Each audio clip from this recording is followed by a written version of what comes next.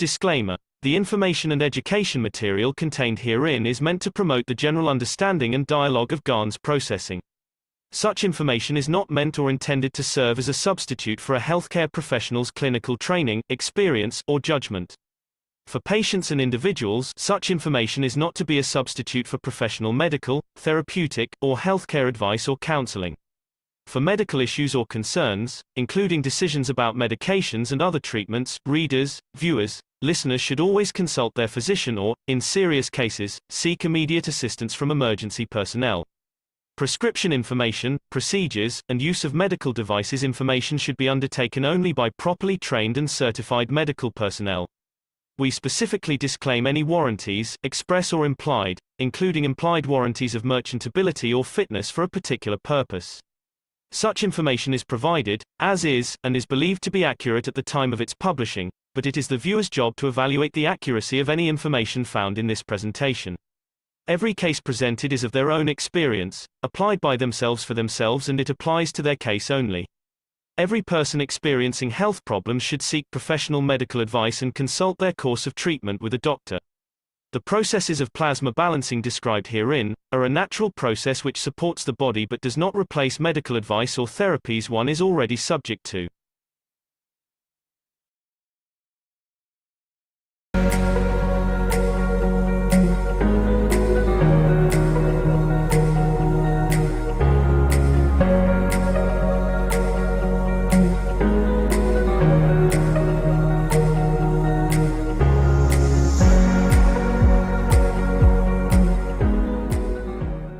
When the physicality reached the point of balance of the field of itself, the essence of our creation is released to lead to a bigger creation, not only to our meager existence of our physicality. He wants to know what that means when physicality reach the balance of its own field, and what's the symptom for if the physicality is not in balance. What is the reason to cause the unbalance, and how to reach the balance of the physicality to its own field? When you reach balance, there is no sickness, and when the balance reach between the soul of the man, the soul of physicality, and physicality of the man, is more or less, we call it reaching heavens. The ultimate goal, the ultimate position. And in time, this will bring what we call everlasting life in all three dimensions. This is part of the work of understanding, part of the principle of understanding. You have to go a step further in totality of understanding and the fields interaction. And we always said, the stronger feeds the weaker to become in balance. In the human life, this balance always is blocked by emotion. It's like a short circuit in the work of the creation of physicality. And with a new understanding, a new development, with a new cycle, the systems are just seen, we try to reach a point where the soul of the man and the soul of physicality of the man and the physicality of man, they don't see each other as different, or will not be different, as the emotion is the same between all three dimensions. And this is what is lacking within the magnetic field of the earth. I explained this once before, maybe I explain it in a different way today. A small tilt in the position of the rotation of the Earth creates the seasonal and daily changes.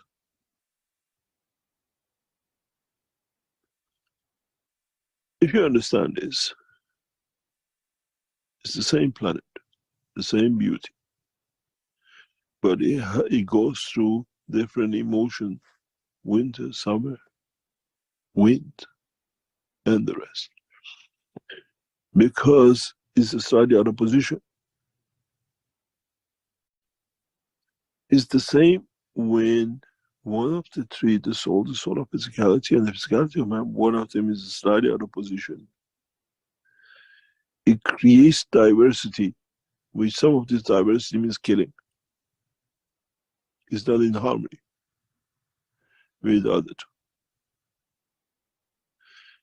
two. And the same as the seasons, creating different emotion, carrying the characteristics and seasonal changes.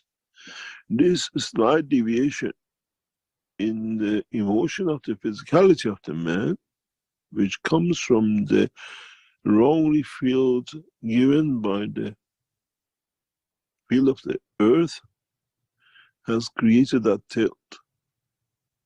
And now we're trying to correct it. That does not create emotion, which are wrong. And this is the job of the new science and technology. It doesn't take long to create that little tilt to go back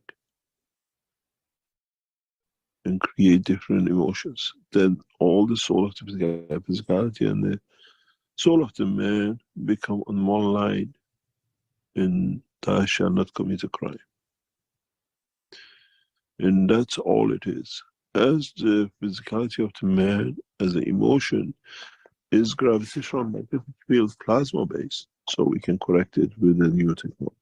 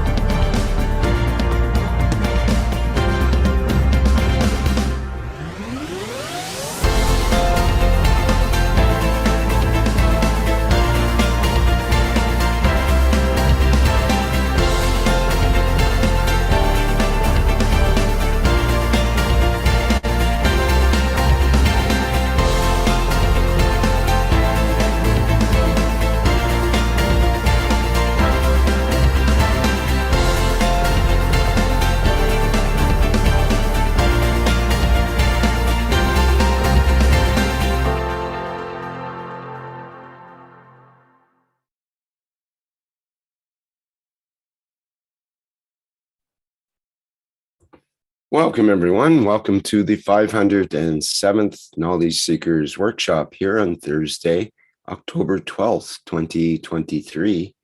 This is a broadcast of the Keshe Foundation, Spaceship Institute, Education Department, and part of the public teachings in English. My name is Rick Crammond, and I'll be host once again in this weekly series of workshops from the Keshe Foundation. And once again, we have the honor of having Mr. Mehran Keshe of the Keshe Foundation here to deliver today's workshop. And I think he's ready to do so. Hello, Mr. Keshe. Yes, thank you very much. Good morning, good day to you, as usual, wherever and whenever. Listen to this series of knowledge seekers of the Keshe Foundation and Spaceship Institute. As usual, we welcome you back. And as usual, we try to add to knowledge and understanding. In the intro, we hear something very interesting.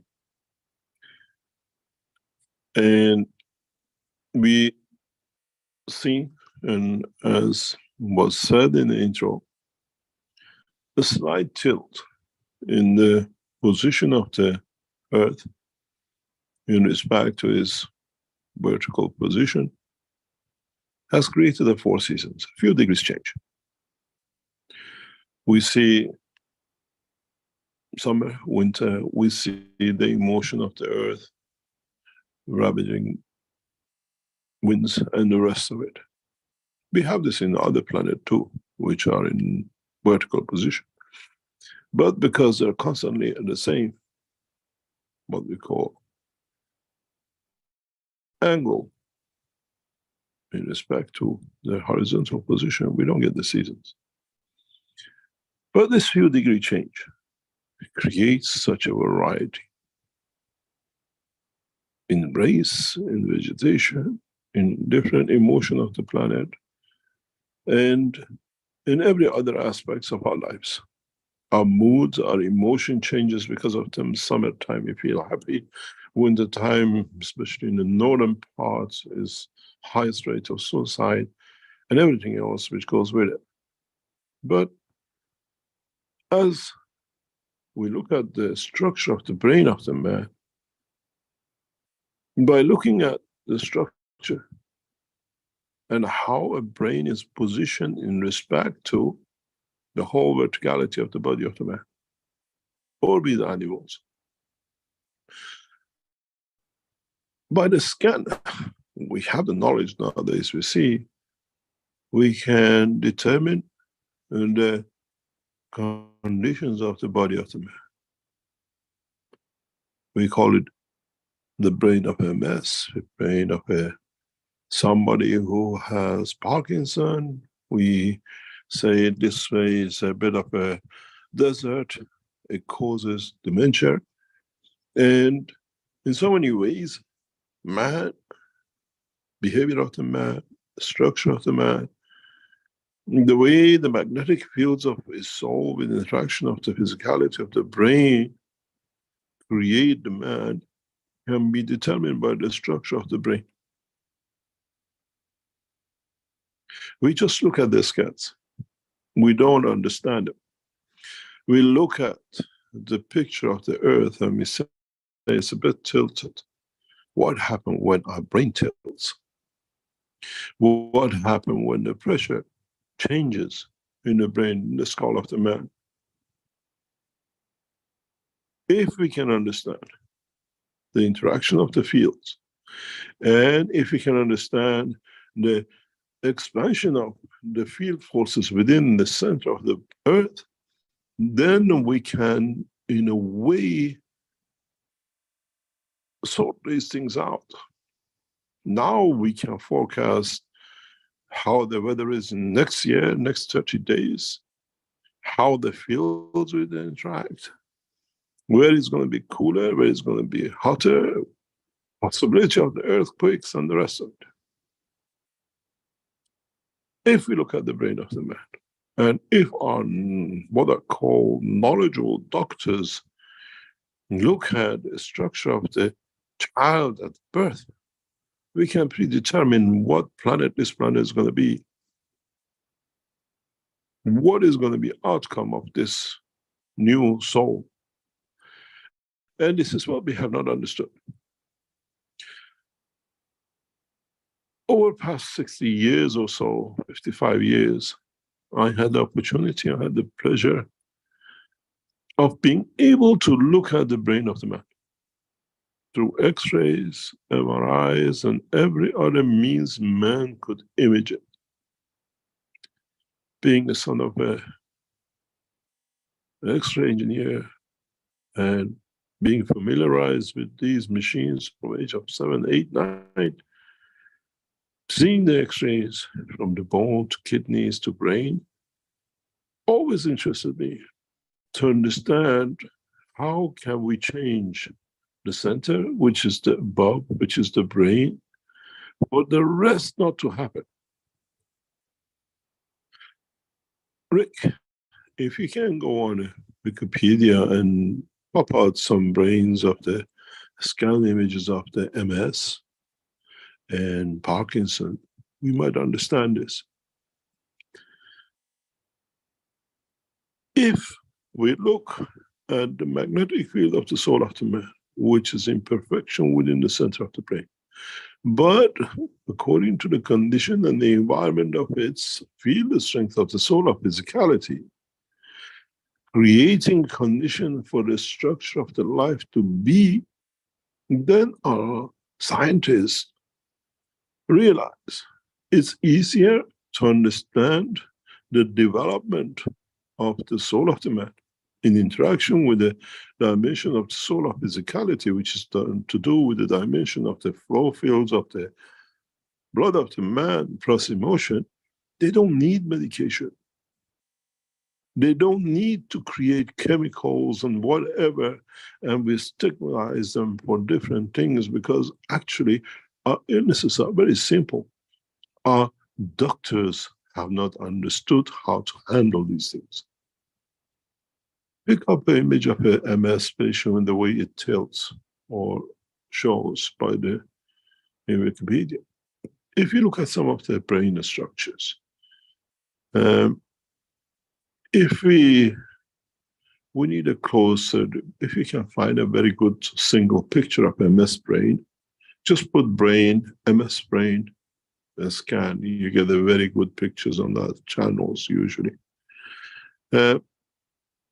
You see that we call them diseases, but the shape, the way we have the deserts, we have the mountains, suddenly we have the floods, suddenly we have the droughts. It's the same with the brain of the man. If you put a normal scan of a brain next to a scan of a MS, you'll be amazed, in most of the cases, MS brain is, just go down to the one below, if you can bring it up a bit here. If you look at this brain, usually what we see in the back, there's a ditch at the bottom. If you can open it, you see it. That ditch at the bottom of the picture on the left-hand side gives you the first signs of something is wrong in the structure. This is that tilt. This is that deviation. And if with the technologies which we have developed, like the application of the ganses, which you know how to make, changing the emotion of us in respect to the planet to correct the condition by the gases you throw at the oceans and the gases you produce to change the environment. If we change the environment of this brain, and that ditch goes back to where it was originally, which you can pull it forward just a little bit, then you understand there is no difference in forecasting the structure with emotion and the weather forecast.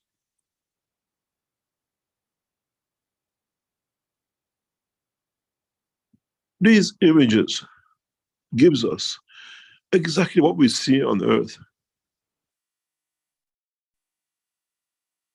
Droughts, hills, curvatures, rivers, flow of information, but all this has a center in the center of it, which is the soul of the man. In the interaction with the physicality and the blood flow, the emotion which we bring to it dictates how these ditches, how these changes come in. And our doctors and scientists should be able to ratify this by simply strengthening the soul of the man. Weaknesses brings these deviations. Weaknesses brings these changes. Weaknesses which brings the condition of the what we call interaction of the fields of the emotion of the physicality, the emotion of the soul of physicality and the soul of the man.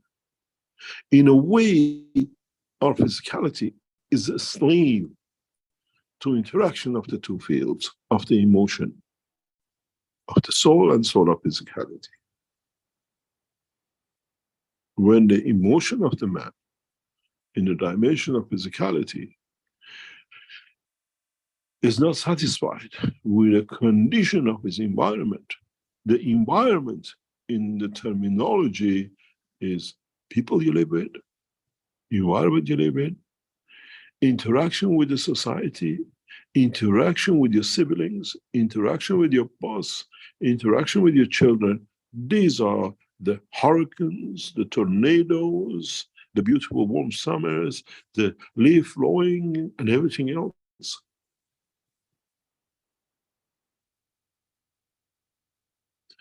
We have not understood that we cannot separate the way, the shape of our brain is and the planet we live on.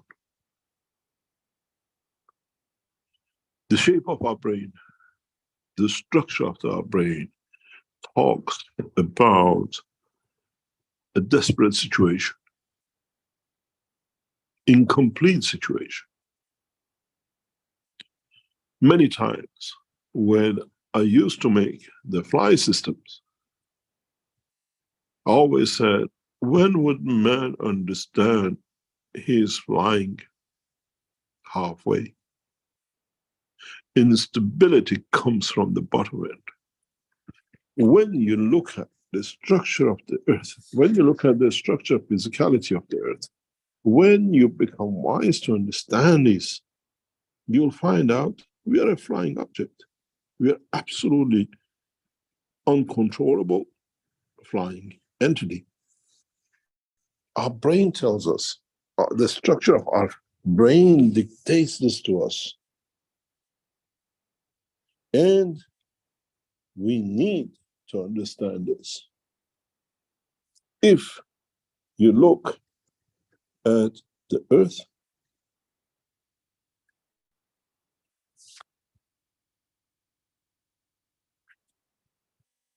it has symmetry on top and the bottom, left and right. It's a spherical shape. When you look at the brain of the man, it has a top half.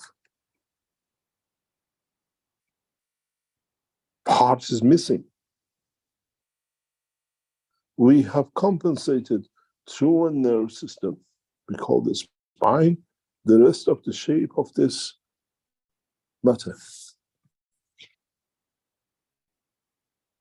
If you look at the reactor in the center of the lens, in the exhibition center, the blue one which was shown years ago, you see the similarity between the Keshe Foundation and the brain of the man, where we have brought this body of the man into the central point.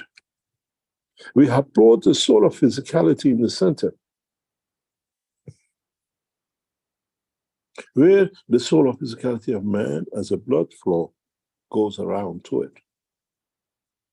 Perfection in all dimensions needs totality.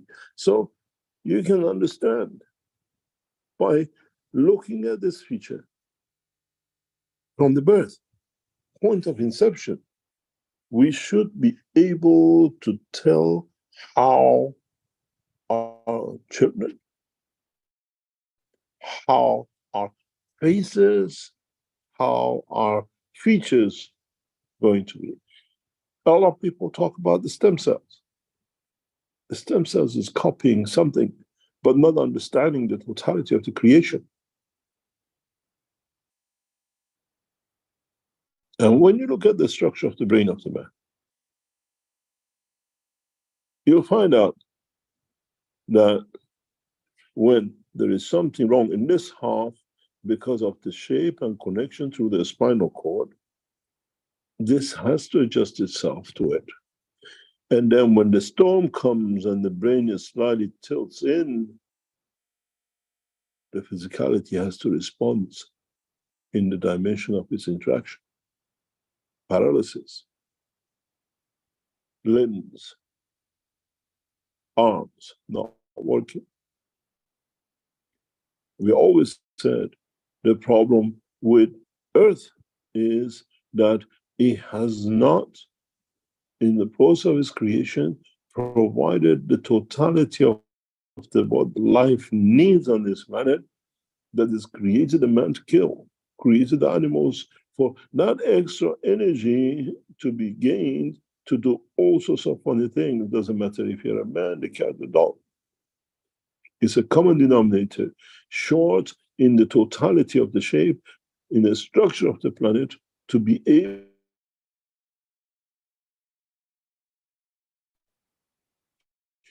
And this half circle, this half shape of the brain is replaced with the physicality in the field of strength-wise, that it has created the whole problem of the creation. And this is what now we have to understand. With the new systems, with adding, bringing in the what we call the head units, the other system technology developed by us, we try to expand this, that the totality in field interaction will reach and complete while the physicality is still in position. In a way, we allow the soul to complete what was not done, what was not be able to be achieved by the soul of the physicality of the man to complete the circle. In expansioning the soul, in expansion of its spherical shape, we create a completion, but this time is perfect. In a way, the physical body of the man becomes an accessory and a tail which is added to the soul of the physicality as to the soul of the man. If you understand this, then you understand why the first spherical systems I developed, tested in Iran Sharif Tehran University, could fly, could take off, because it's double core. Abroad, you call it the double core. I call it the soul of physicality. Abroad, the soul of physicality, inside the soul of the man, while the fields are in balance with each other. If you look at the shape of the systems, you came to length and you sat in, we have again emphasized you come in with that shape, you have a soul, you call it in the center, we bring it in, you call it, you go to the state of dream. And I said many people who came and went through it, they say blurred, we see you, but you're blurred because the soul field has surpassed the physicality. And in that process, if you gradually, step by step, allow the physicality to catch up with the interaction of the fields, then you see any deviation, any fault, any mishaps in the creation or the damage of the brain of the man will find to balance his energy into perfection of itself. And you call it, now he's changed. He has no more this condition or that condition. But in fact, what we've done, we have understood the process of the creation.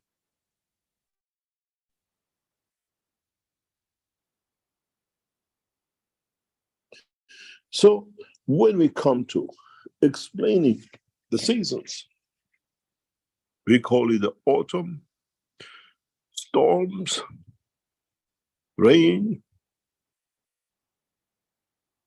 We call it in our brain different diseases. But in fact, it's the same. A new position in respect to the sun, to the soul, gives us different condition and environment. So is the same with the soul of the man. And what energies we can what strength fields we can allow, what conditions we create with our systems around the brain of the man will dictate how man will look, how man will be in a coming time, in a coming process, in reality of totality of the existence. Then when you move this soul, when you move this central energy to another position, then an interaction of itself with the soul of physicality of itself will create a condition that the soul of physicality in the interaction with the soul of the man and the environment will give man a new shape. Where at all time, the emotion of the soul of physicality and the emotion of the soul of the man in interacting with each other, being in balance with each other, dictates the manifestation of the perfect physical life at any position in the universe.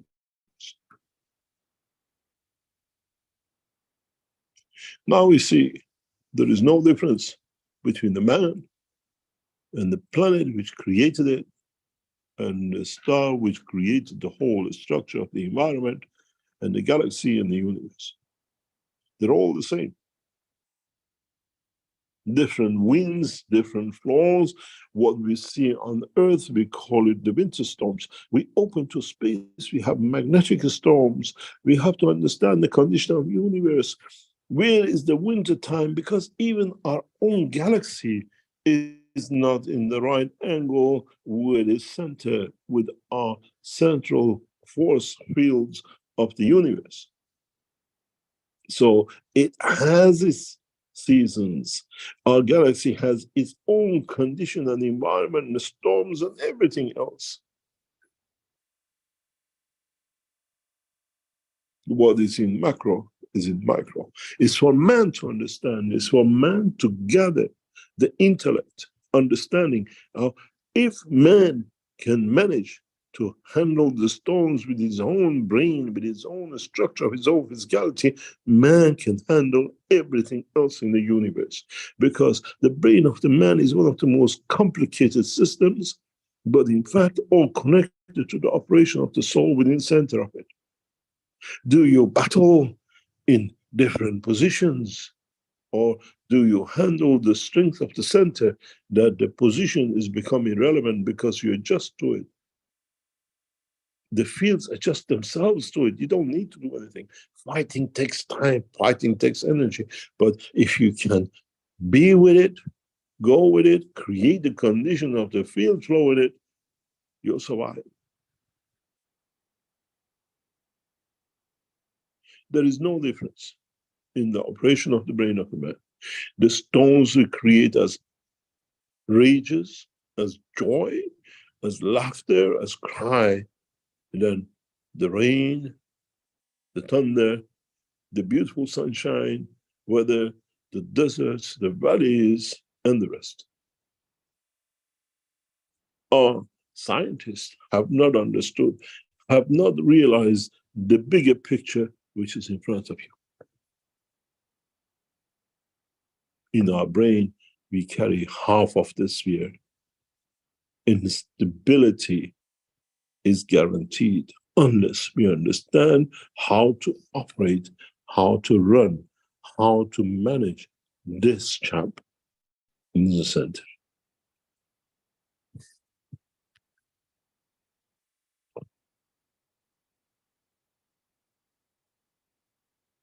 Then, once we realize this, once with the development of new technologies, the headwinds, the new systems which are going out, and you use the headphones you use in different trials and tribulations of your life with Keshe Foundation, you'll find out I've changed.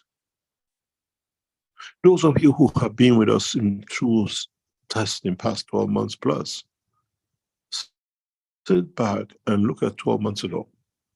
Sit back and look prior to June, before you start coming to LINS, and analyze what has changed in my life. Emotionally, physically, and psychosomatically, and every other angle. What do the people tell me today? What do I see today compared to last year? Has the hope has changed? Has the prosperity of understanding life has changed? And then you understand there has been evolution. We have understood how to allow you to elevate, to free your soul, and in interaction to repair the conditions, elevate the positions which must have or might have done reduced in field strength, and then going back to. If 12 months ago you had the Parkinson, 12 months ago you had MS, and 12 months ago you had the Alzheimer's, or 12 months ago you had different conditions, look today and see what is it. Is not the technology, is the elevation of the soul, in a way repairing itself by strengthening the soul to expand beyond. Those of you who think it might happen in one time, you're dreamland. You live in absolute dream. Cells have to repair and see what is needed to be repaired next, what has changed to change back. When you see a paralysis from MS today, it's not suddenly yesterday I could move this finger and today I can't. It's not today. This is planned 7 years before, 10 years before by the brain. Millions of cells have been ordered to shut down step by step, knowing that your cells, your deviation takes to 9 years to change in the body of the man. Then you understand, to reverse the conditions man has created for himself. The conditions man has determined for himself comes out of his own lack of strength of the fields of the soul to interact with the dimension of the soul of physicality to create the condition of the working condition of the physical man. When you look at the finger not moving, this is reflection that the soul of physicality and the soul of the man have shut down that place in the brain. Now, physicality showed itself years later. Why do we age? And why we call it death? If man realizes through perfect, whatever you condition you call it, to feed, give enough energy, man will find out can survive a lifetime. I always said, a lot of people tell us, we eat a balanced diet, we don't eat meat, we are vegetarian, we are vegan.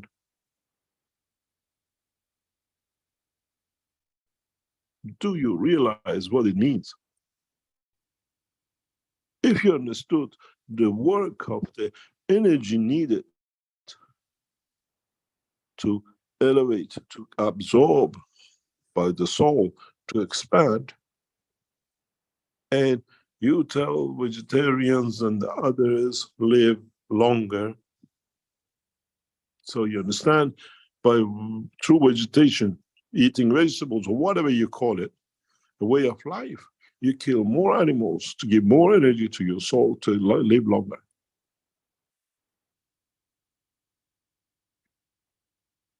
Man should have understood this. It's not the healthy life.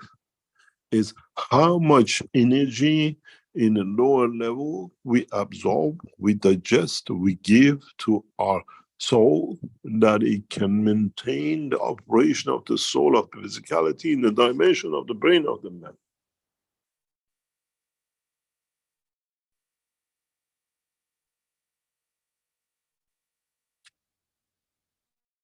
We consume food in that way.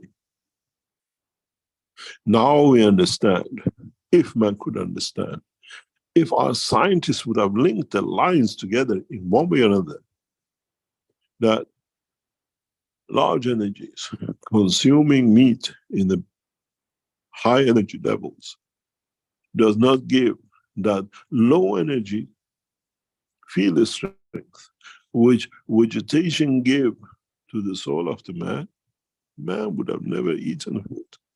And now that we understand this, we train our souls to absorb the weakest fields from the universe. Will guarantee life for eternity. Is the misconception of the man that he needs bigger things to get bigger to survive longer.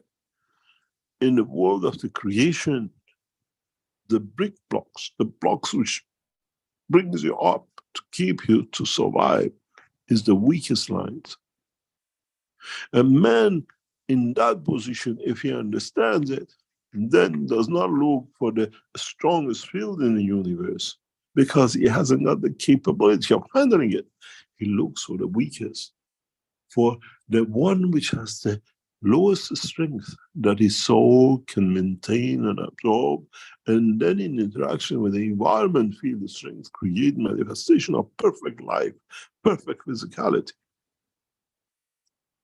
The biggest dilemma for man has been that he looks always in big things, big amount of consumption, but he doesn't understand the bigger structure. Big things eating is in the dimension of physicality, the soul of the man, the structure of the physicality of the universe. Look at every star, look at every planet, look at galaxy and universes, all work on the weakest. When you become matter state, you need a strong, bigger. When you work in the dimension of the plasma, you need the lower strength that you can add to. You build from inside, you build from the under. If man understands this, if we come to understand the complete comprehension of the totality of the system, then we understand how much we have come to miscomprehend the totality, the reality about the creation, the life on this planet, and the rest. Then when I explain to you, when you put a food in your mouth, you are just an attraction point. You are now have created a condition for your life, for your body to attract that little fields which come from outside. In a way, you have set the seed of absorbing fields. This is your dimension of physicality, and you have a big stomach. In the stomach, when you put the food, as I explained many times, when you eat, all you do, you set the small seed of, in a way, by body of the man, converting the food into a nano-material in the stomach and then changes it into a gas, which creates a small field. Now you have created the condition for absorbing the fields of the universe into you. 80% of your energy which you absorb to run this physical condition. And in the process of the digestion, where it goes, how fields are interacted, decides what kind of diseases you will get. This is why the new technology in health, in the space technology, by changing the environment of this condition, just creates the fields and the body in respect to getting it from possibly the cosmic rays as a source to change, to develop, to repair. Then you'll come to understand in the future, one of the most important things for man will be, going back to what we just said, is that the brain of the man will change its shape to spherical.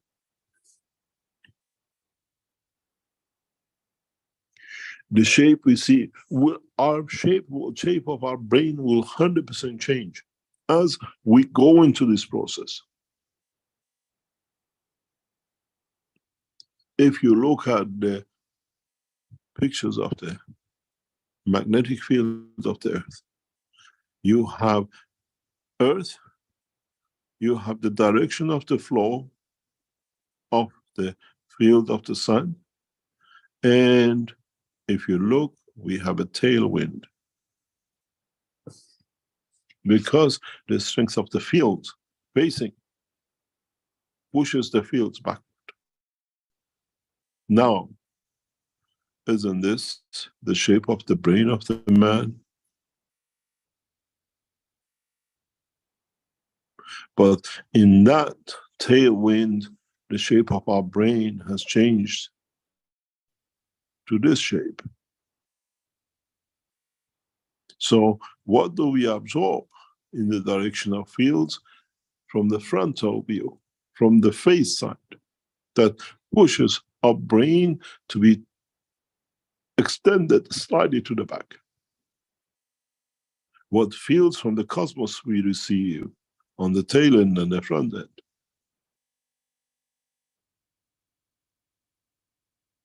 And how these affects the emotion, the physicality of the man in the process of the creation in his life. In the new systems, which some of you took part last Friday, and some of you take part this Friday. Tomorrow, we are testing this on you.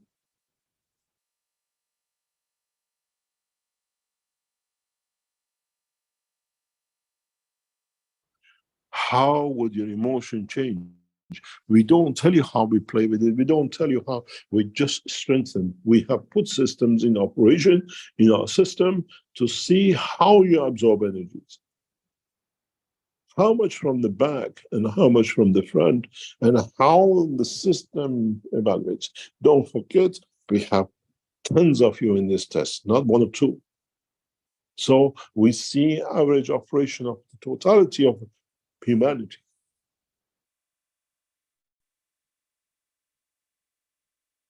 In the solar system, the tailwind of the facing the sun, if you look, is like this.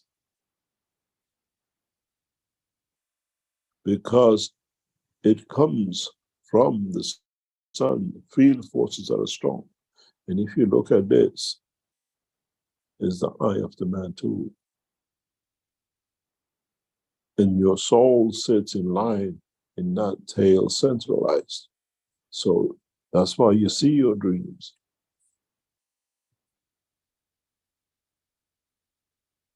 The dreams you do not see are the dreams, are the field interactions which are created by the back and not coming through the front. Those of you who say, I can't remember, I don't dream, it's because you're heavily loaded on the field of strength on the back end of the head, not on the front end.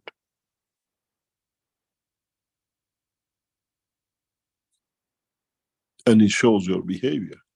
Many of you, when you've been with us and says, it has no effect on me, because this has a meaning when the work, when the energy is on the back end, not on the front. And then it's so heavily loaded that does not allow the soul to expand to the front that you can see the visions. In the trials, which has been going on in the past week and the coming week and then into the future, we are evaluating in how we change the shape of the brain of the man, this extension, to create a balance that in one go you can decide and you can learn to transmute. Some of you who took part in the last week, somewhere in between, you should have had a shift of emotion, change of emotion suddenly without you knowing, because we changed the system to see if it does. And we saw it on the graphs immediately.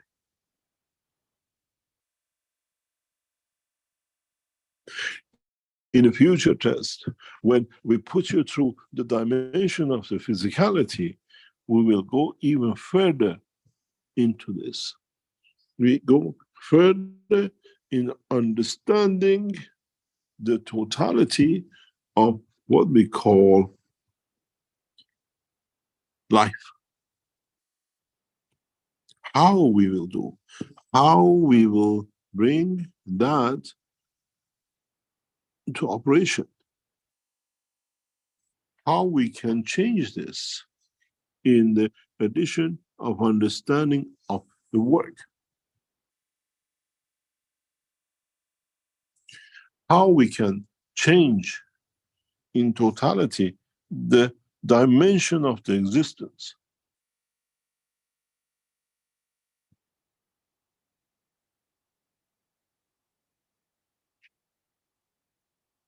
Now you understand. In a dimension of the plasma, you call it tailwind of the earth, magnetic field of the earth. In the brain of the man, because the soul sits so perfectly in the center, the tailwinds are created as a matter structure of the physicality of the brain of the man. And at the same time, if you understood this, you have another dilemma with you, and that is because the tail end is so in interaction with the body of the man, with the field interactions of what we call magnetic field of the earth, has no choice. This is your brain. This is the shape of your brain. This is gravitational magnetic field of the earth. So the soul sits, hold on to, as is the soul of the planet. What does it do? Earth has inertia, matter state second weapon. You call it the soul of physicality, and it pulls. As it pulls, it creates the shape of the man.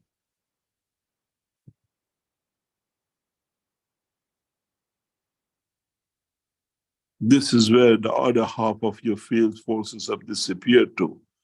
In the interaction between the soul of the man and the soul of physicality of the man, man has created, compensated for the harsh of physicality. The storm has pushed the brain up and created the relief of lower energy called the physical condition. This is why it does not matter where you walk on earth, you always have that condition. This is why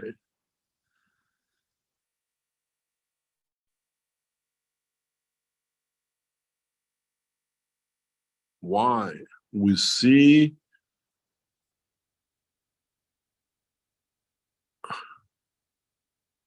what we do, what we have, and how we need to understand the totality.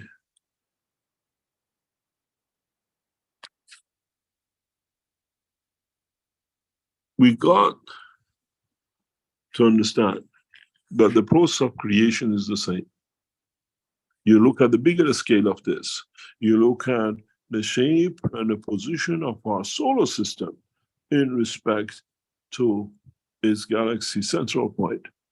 You will see the same shape. It's not just holding on to, it has field forces that it pushes, releases energy. This is where the very first paper I published about the creation of black hole emphasizes on this. Black holes are not absorbing. They're radiating more than they absorb. They absorb from everywhere. The lower fields amalgamate them and release as a bigger, stronger field. What they release decides the shape of the galaxy. What man's soul releases decides the shape of the man.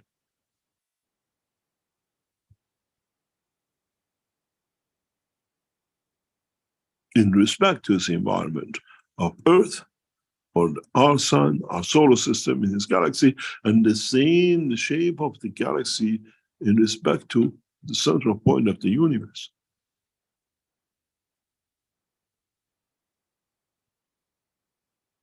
If, as I explained last week, you go to a forest, you lose your way, and you try to find your way back out, the shape, the dimension, and the direction of what we call the trees will give you where the sun is, which direction you are going, in which dimension and which direction you need to travel. Where is the sun? Where is the north? Where is the south? When you see the trees, the heavier branches, longer branches face the sun. The thinner branches are away from the sun because they absorb more energy. In the galaxies, when our scientists come to understand which way the galaxies shape, they all show us the path to the center.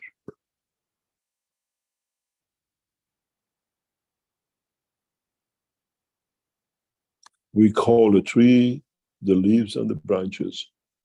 We call it the galaxy with the stars and planetary system. But in fact, it's the same as entity, the same entity as well. And the direction of the fields, of the magnetic fields of it, instead of the shape of the galaxy, will show us which way the wind of the central system of the universe is blowing. Are we in the north pole of the universe? Are we in the south pole of the universe?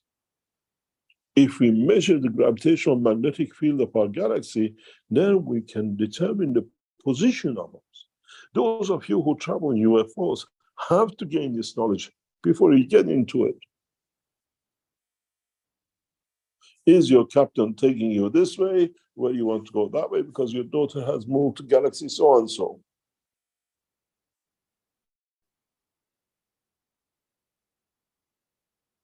Now you understand.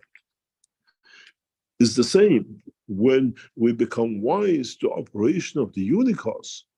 The shape, the dimension, and the direction of the field interaction of the universe will dictate us, will show us the way to our creator, to the central point.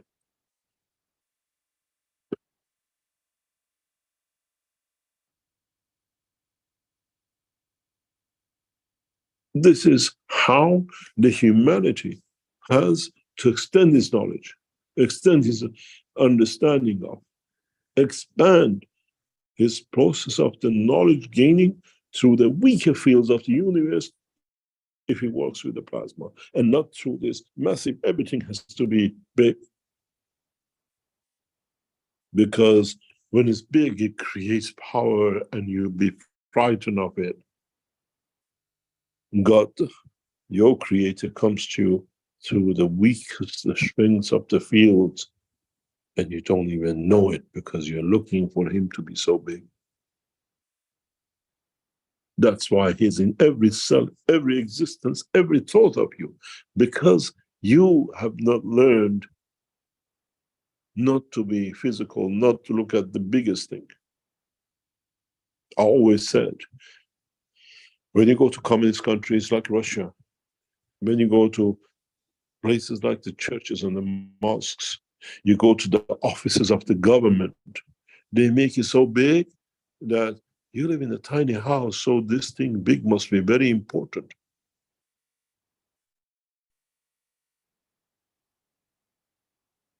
Fear of size, not knowing there is no soul in any of these buildings, not even in the churches or the mosques, because the strength of the creation comes from the smallest, the essence of common denominator of the life of the universe. If it was supposed to be so big, you would have never existed. It would have hit you so hard that you can't even stand it. The love of the mother comes from those small caresses of touch, not from the heavy hugs and the slams. When you sleep and the fingers of the mother run through your hair, your skin, it touches you, and she says, I love you. You feel it.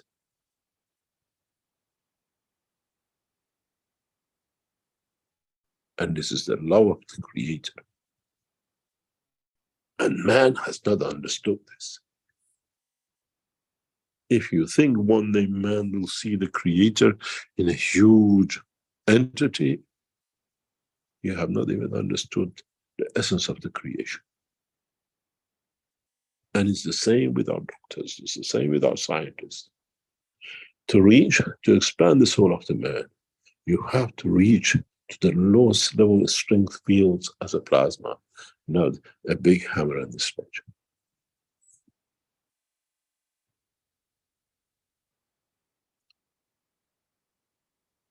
If you look at the stone with all this mighty, when you look at these mountains with the huge size of them, what does he powder them? What does he break them up? What destroys them and what makes them? A little drop of rain receives through the cracks, step by step, and then expanding.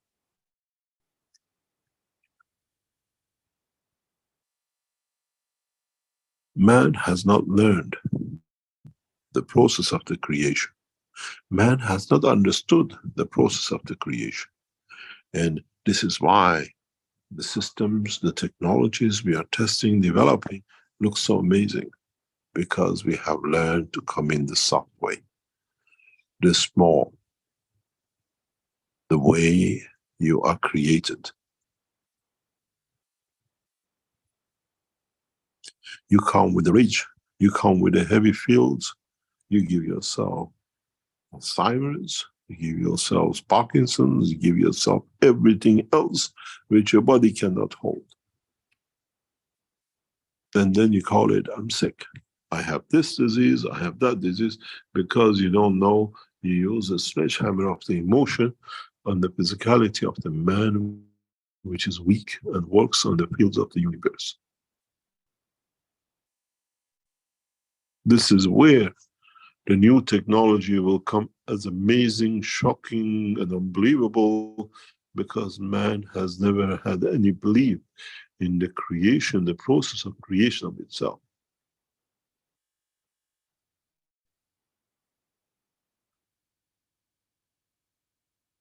And most of this condition came out of fear, religion, and those who abuse the man.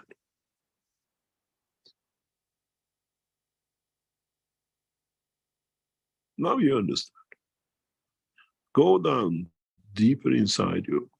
Allow the fields of the creation to touch you, and not the storms of life of the physicality, which the body has no way to stand in. The little touch, the little love, the little essence of giving and creating the condition that allows that weaker to come in. You receive the weakest, you keep the strongest. And that process, your strongest become weakest for someone else's energy to become the essence of his creation. Now you understand why I keep on saying, as I've been teaching for years, the whole process of the creation in the simple word of loving.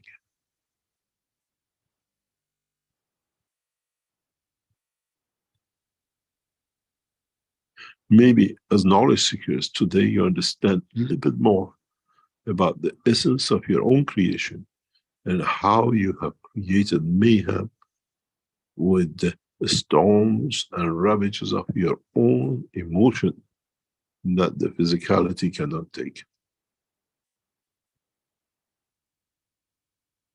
Maybe you understand from now on how you absorb the energies of the universe. And then with it, you learn how to expand the soul to become the passengers of the universe, and not just passengers of the planet Earth or this universe. And then maybe if you understand how low can go, then you find the strength of the field of the Creator.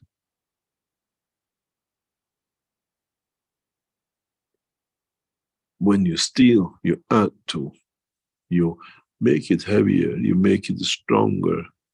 And this is why stealing is not allowed, because you walk away from the weaker, which is the essence of the line of your connection to your Creator. The heavier load you carry, the slower you go.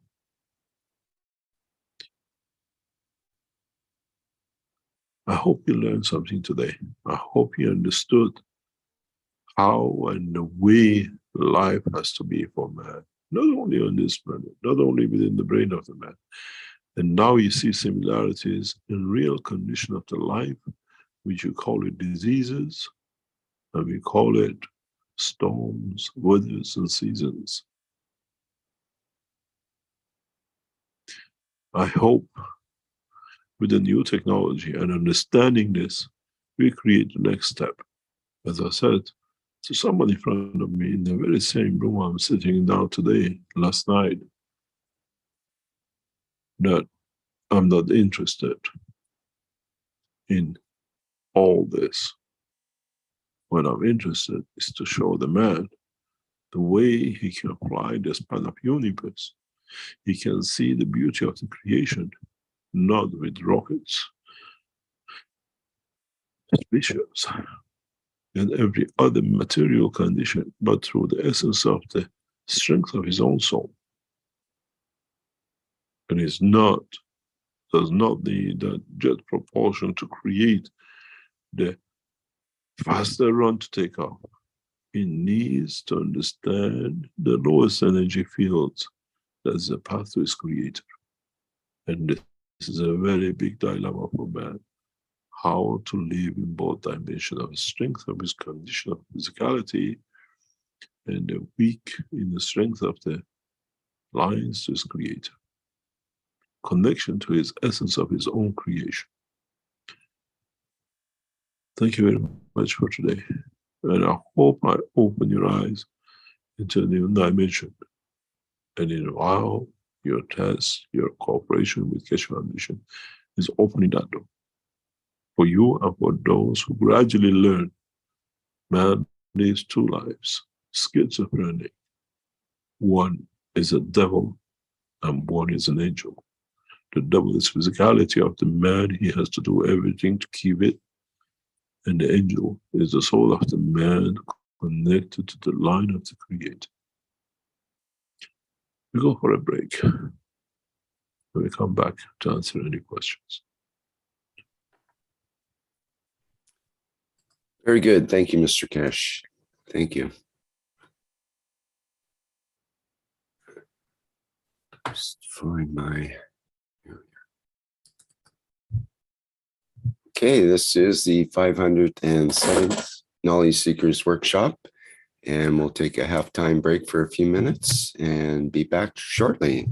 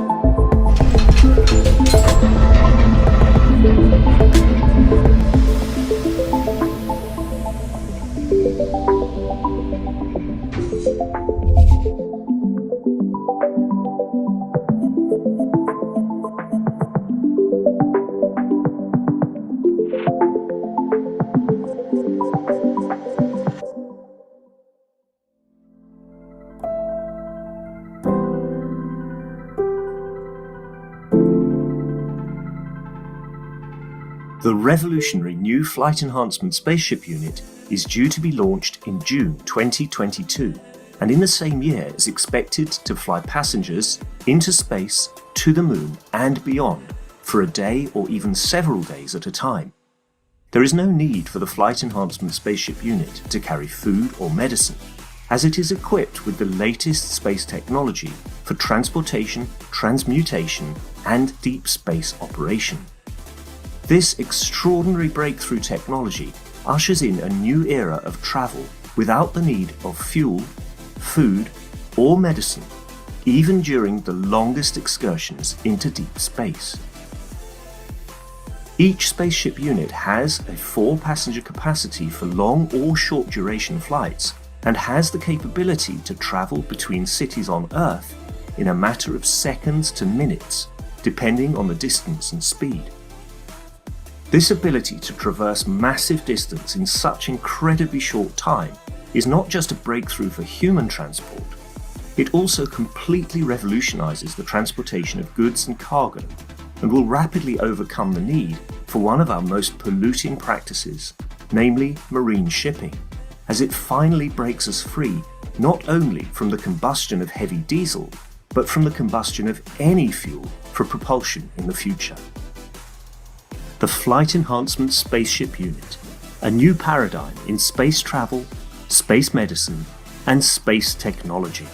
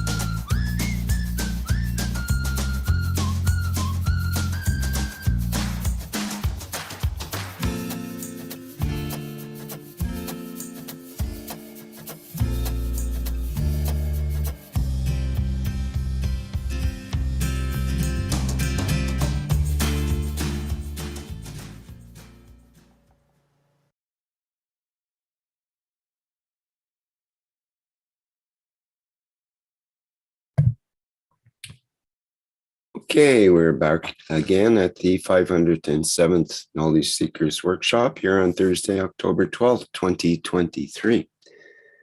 And with the second part of the show, generally Mr. Keshe likes to take on questions from the public. And I remind our attendees here that you can raise your virtual hand in Zoom and we can recognize you and allow your microphone to be opened.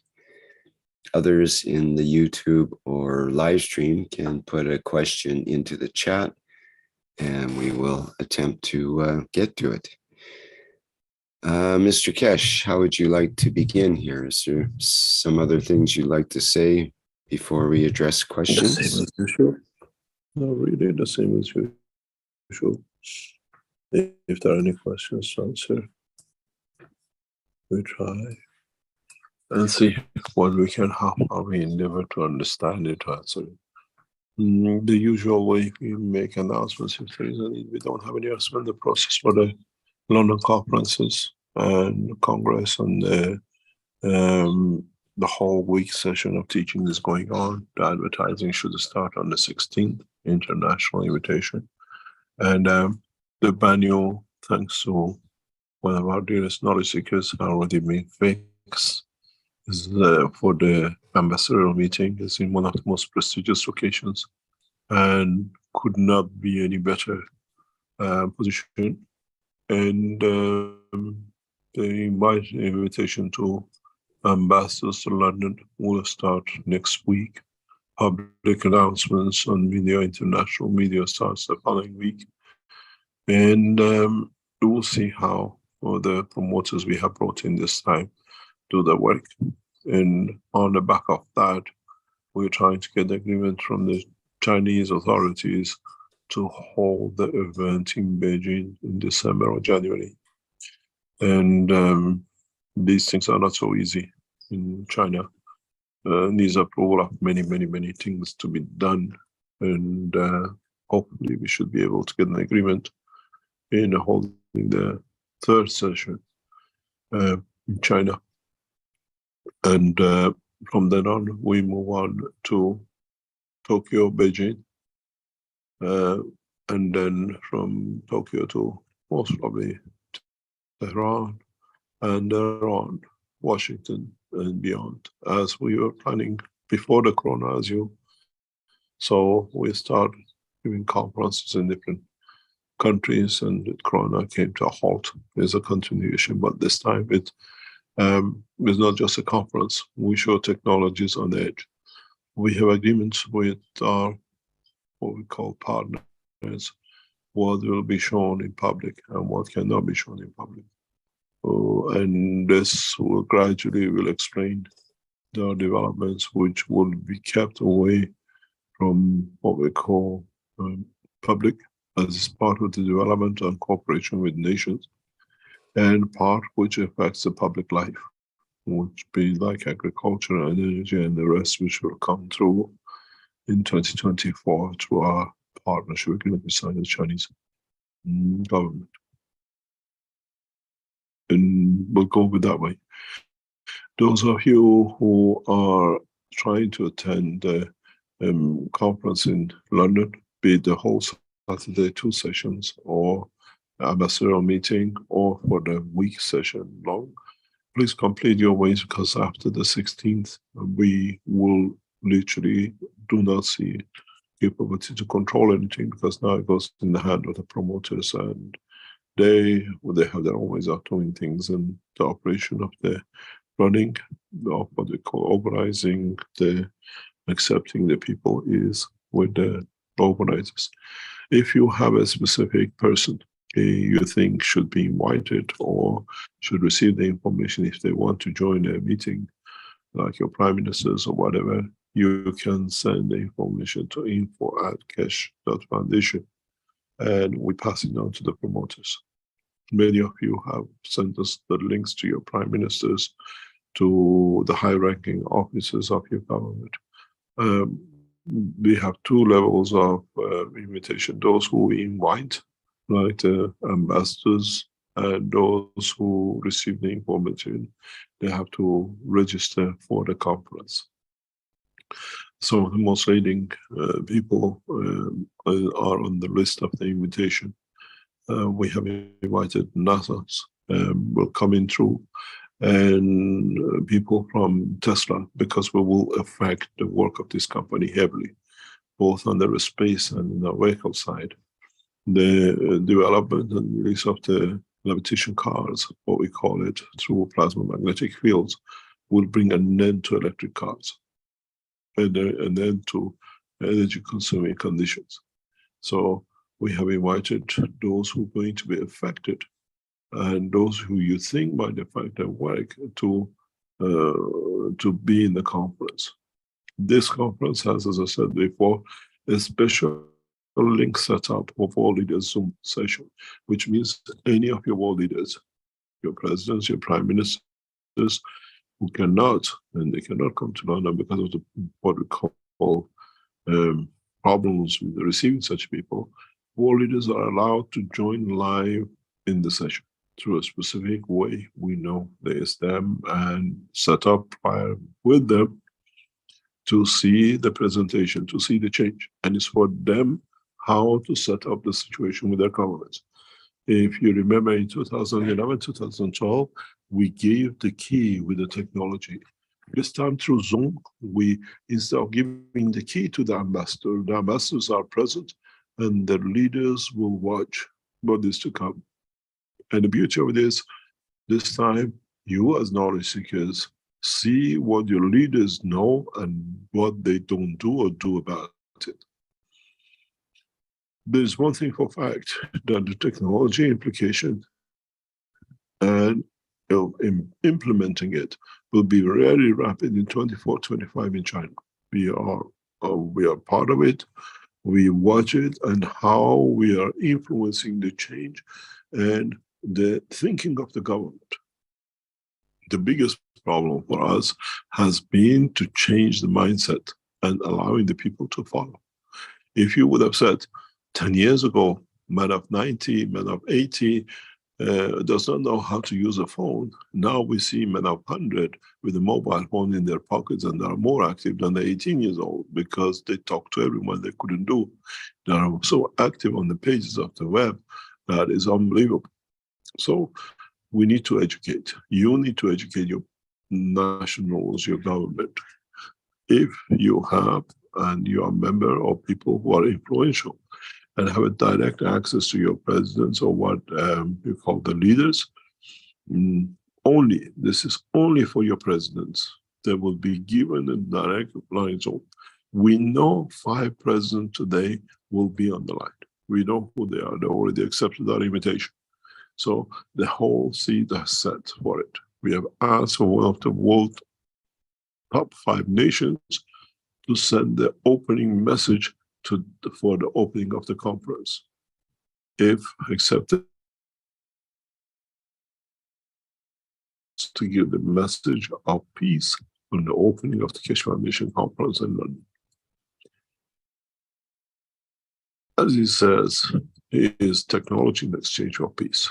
And the peace only comes when our leaders understand that their power compared to the power of the creation and the knowledge cannot be matched. As I said many times when I used to business, us businessmen make you politicians, and us scientists make the world leaders. And what we deliver to the armies, what we deliver to the space technology dictates the strength of the nation, who becomes to dictate. And in that position, we have found a perfect partner in creating peace through the people who we collaborate with. So if you have access to, or if you want agencies, be it environmental, be it what do you call space or whatever in your country, or people you know should be in London, send us the email, who they are, what they are, and we pass it on to the promoters and they'll be sent the invitation.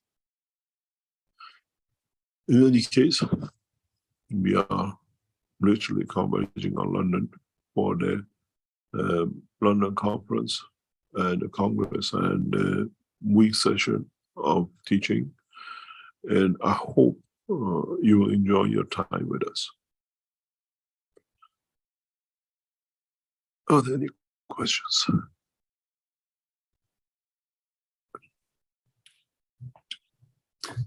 Oh, yes, we have lots of questions today, Mr. Keshe. Get my glasses on and have a look at the YouTube here to start with. From Peng Peter in YouTube. If 8 billion is not enough for space colonization, then what is the appropriate number needed for men to explore, live, and be present across the universe? The answer is very easy. Every planet, every star has a soul and life within it. Does not matter if we see it physically with our eyes or they're underground, overground, in the water, or in the atmosphere of it, as we have on this planet. And you just go on the internet and just put how many stars are in the universe. And then you understand how many we need. As simple as that. And Earth is not the only nursery. And there is no competition. And the soul of the man will create new stars. Those of you who have served your time right for the world of creation, and then you understand you are one of those who needs to be perfect. And it's even if you lose half of the 8 billion to become new stars and the other half to elevate the others to become what we call the teachers of the future, then you understand 8 billion is nothing. It's not even a fraction of the stars in our galaxy.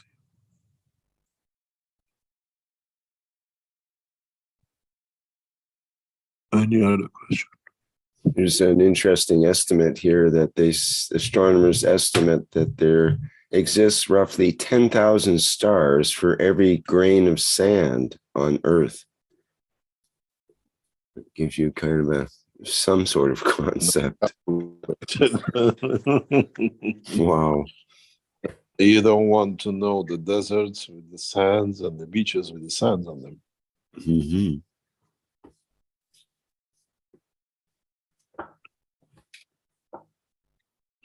Something very interesting sometimes comes up if we understand it, because I try to understand it.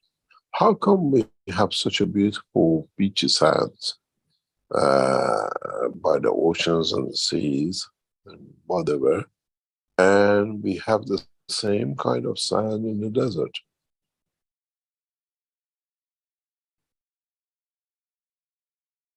How do they come to be? Was the oceans created out of the deserts, or deserts come out of the oceans?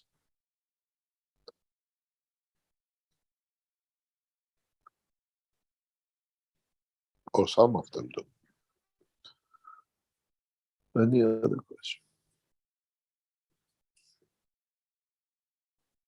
Okay. Another question in YouTube from Jed, who says, "Thank you for your beautiful teachings, Mr. Keshe. We love you.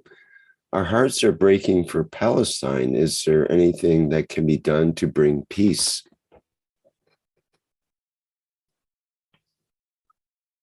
This is not a war. This is literally slavery of a modern era of 21st century, supported by one of the most unjust nations.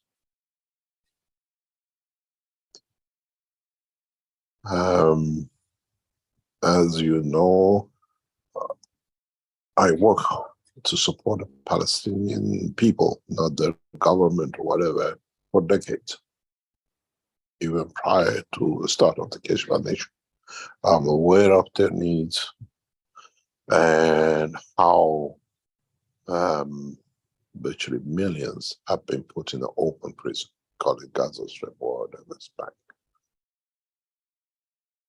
You've got to understand, when I look at these pictures, having connections with the Palestinian and Israelis, I want to open another side. I've done this before. If you haven't understood or you haven't listened. The Israeli businessmen, the Israeli construction companies are rubbing their hands with gold. They're so happy. Every time, every few years, doesn't matter if the Palestinians start an attack or the Israelis start an attack, the Israeli destroyed most of the buildings which it built, and most of all these buildings, majority of it comes through the Israeli borders in. So there's an investment of Palestinian saving outside, sending money to the family to live in this open prison. And then the Israeli businessmen and construction people waiting for it to destroy it. And then every time they need a boost in the Israeli economy, they push the government to bomb Gaza, and we send cements, the building construction, and the rest from Israel. There is a humanitarian side to it, but you got to understand there's a lot. I discussed this with the people I've been even past week, and there is a lot of things which has opened up a lot of questions in the situation with Gaza and Palestinians and Israelis. You got to understand is the gun policy of the United States which has created this condition.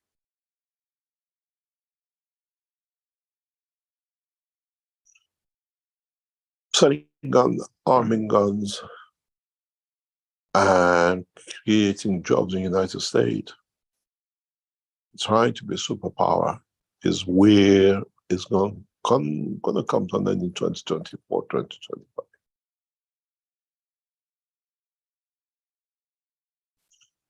The new technology will bring American superiority to superiority, which means they will have no power and becomes equal to other nations. You got to understand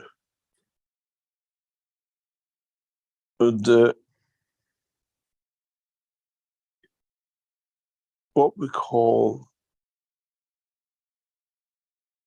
cycle of life in Iran during 2,500 years, during the Dariush time and Kurush time. Nations became part of Iran. Leaders joined the Iranian, what we call empire. Not by fighting, by knowing, by joining, the nation become peaceful. There is no need for soldiers. There's no need. They can spend, they can allow their citizens to live a normal life. Because the structure was built on the ethos of Mitra and Zoroaster. They brought peace to their nations. There was no need for war. Now, we see the opposite with American policy. You look, news in past 24 hours. Boeing is delivering 1,000 advanced bombs to Israel. If you put these bombs next to each other, explode them, half of it will destroy half of Israel. Where are they going to use these 1,000 bombs from Boeing?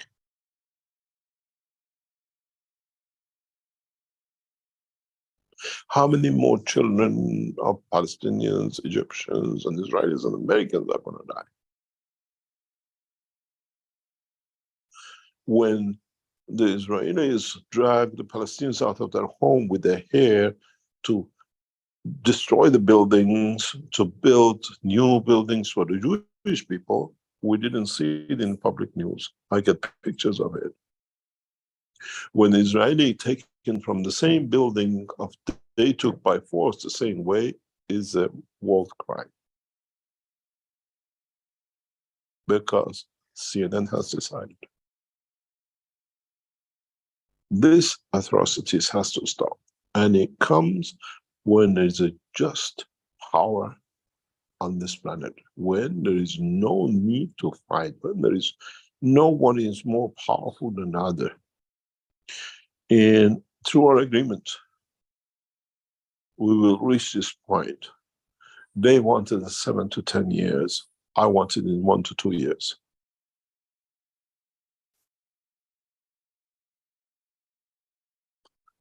And technology will prevail. That the gun policy becomes obsolete. And this aggression in Gaza has opened a lot of questions. You look at the figures, how many rockets has been hit, blah, blah, and how many people have been killed. We look at the security structure. How could the Palestinians, who have no manufacturing capability, bring thousands of rockets within the border of Israel without the most advanced intelligence organization, which the Israelis and Americans rub themselves to be, have not seen? They don't talk about this because it's embarrassing. It's absolutely shameful what we see. How did these people manage to bring so much weapons to the borders that can create this mayhem? Israeli people have asked the government, they have to ask the question, forget about what is happening here. How did all this money we spend, all the money America gives us, all the money we get from Palestinians, from the Saudis and everybody else, did not give us this situation? You got to understand, the day of attack, this was chosen historically. Attack was planned for the 6th of October. The night of the 7th. Go back 50 years, those of you who can go back that far. Around October 6th and 7th, what happened in Palestine? 6-Day War. The Yom Kippur War. That day, within 6 days, Israelis took half of Sinai Desert because the American intelligence told them the Arabs are ready to come in. The Egyptians were coming in, the Syrians were coming in to literally wipe out Israel. And that time, the intelligence given to the Israelis gave them upper hand. American put all the weapons in Israel, and they got half of Sinai Desert. And most of you eating Jaffa oranges know what happened, how they come is changing the desert, putting tarmac on the Sinai Desert, making the orange trees, which you call the Jaffa orange. This was done on the same day, more or less. But they don't tell you. The Israelis are so busy and embarrassing what happened to them. But the problem is, why did the Palestinians have to go to this cause?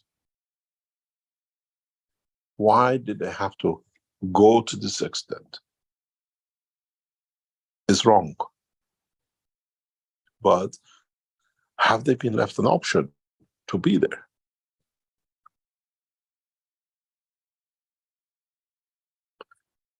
At the moment today, more Israelis have been killed than the Palestinians, with all the almighty wire, with all the mighty power of the United States.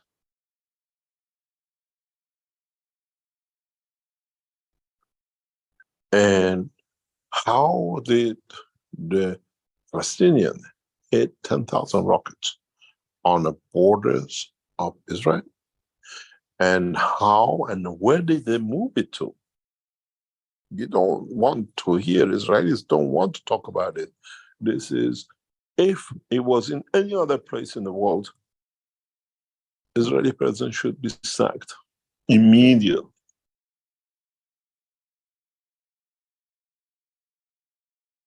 He has let the nation down for security.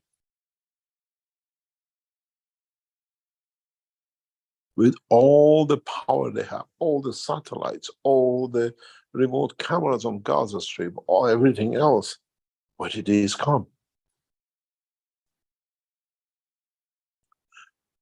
Have the Palestinians use a new technology for not to be seen by satellites?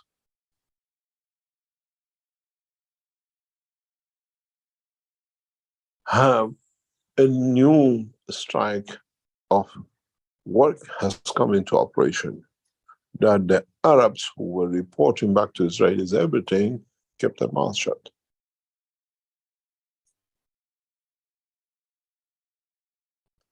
There's a lot of things has to be answered, but the biggest question is, where did Israeli security fail? To see 10,000 rockets moved across Most probably, some of it come from Ukraine war. The Ukrainian officers, half of the weapons are given to them to defend their nation, are selling it to the others. The most strangest thing was the question I put to one of the people in defense technology in past few days is, why don't the Israelis show the rockets and the label written on them? Majority are made in the United States. Most probably. A lot of missiles which were supposed to go to Ukraine, how could they end up in Palestine? It's no use blaming the Iranians are supplying. It's look at Ukraine, where have missiles disappeared to?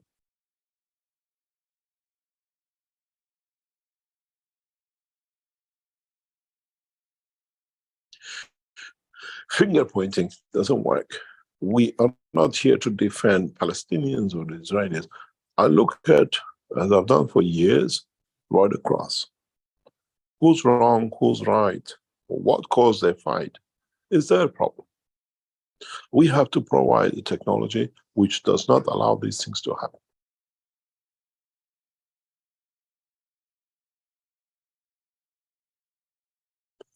We have to create a condition that allows nations to live, societies to live, religions to live, races to live amongst each other in peace.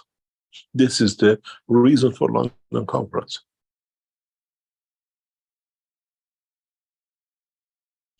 It's no use trying to divert attention in Palestinians hitting rocket onto Israel, or how many Israelis hit at the Palestine. We have to find a solution that this condition does not exist. It's no use transmuting Palestinians to another star, give them a star, give them a planet. Shall we do that with Israelis too?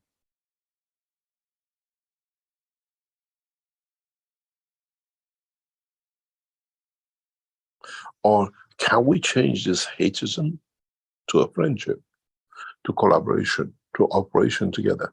And the main cause of this is the United States at the moment. Why does a company like Boeing hold 1,000, what do you call it, missiles that are ready to be delivered? For how many more years Israel is going to pay for these rockets? How much more criminal systems has come to be built that creates funds for, that it pays for these things?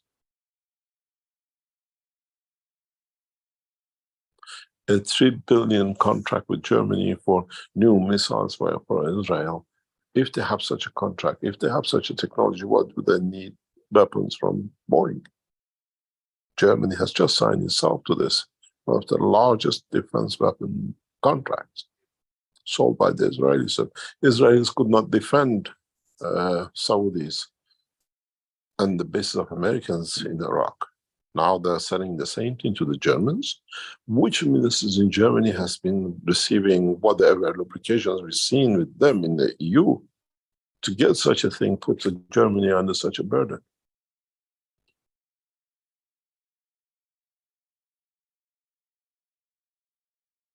And this is what we have to understand. With creating conditions that they live together. The hatred has come out of years of repression. The situation is that there are now, out of 9 million citizens of Israel, nearly 5 million Palestinians. Jewish citizens in numbers are lower than the Palestinians. And this number is increasing. In next 10 or 15 years, the number of Palestinians born in Israel will be 2/3 to 1/3. You got to understand, a lot of Jewish girls, a lot of Jewish boys are marrying outside faith. This is one of the biggest strain on the Jewish community around the world. They're marrying Muslims, they're marrying Christians, they're marrying Buddhists, they're marrying everybody else except Jews. So Jews don't have that number to create more. The Jewish women are like your rabbits, are creating as many children as they can, but the number does not match the Palestinians. In the next 15, 20 years, gradually the numbers will increase. The majority will not allow the minority to rule. We have the same situation as South Africa. And we will see more of these conflicts coming up unless the Israelis set the scene, the condition for coexistence, peaceful coexistence between all Palestinians. How come 1.5 million have to be in Gaza Strip and 4.9 million, 5 million has to be inside Israel? Why can't we open the borders and make one nation out of it? This is going to happen. It's inevitable. It absolutely cannot be stopped in the next 20 years.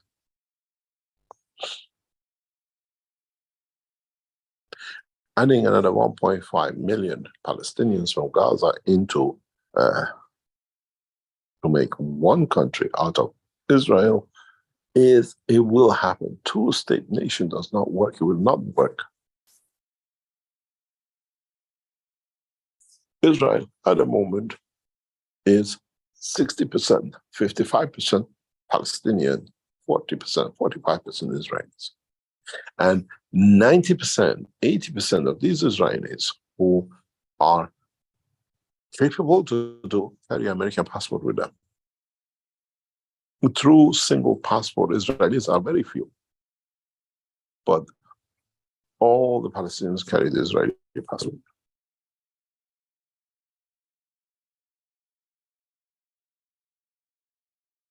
Cutting education, cutting water, cutting electricity does not help. It makes it more aggravated to go for the next step.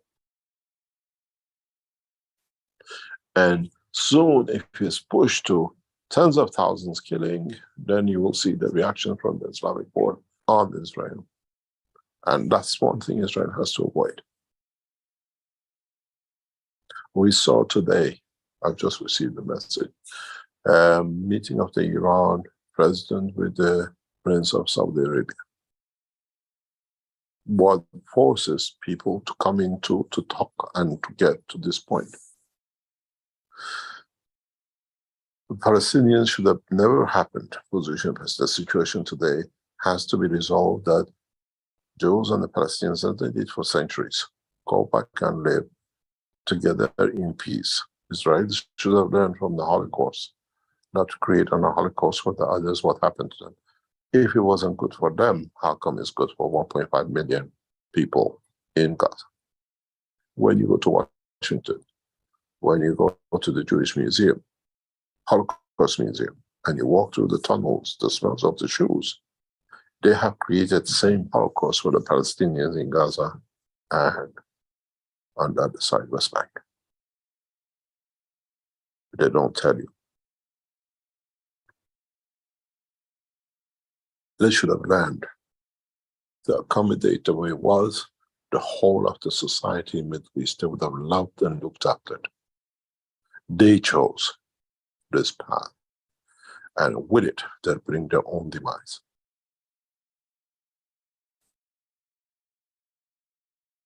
You just wait. Numbers increases to the numbers that are increasing.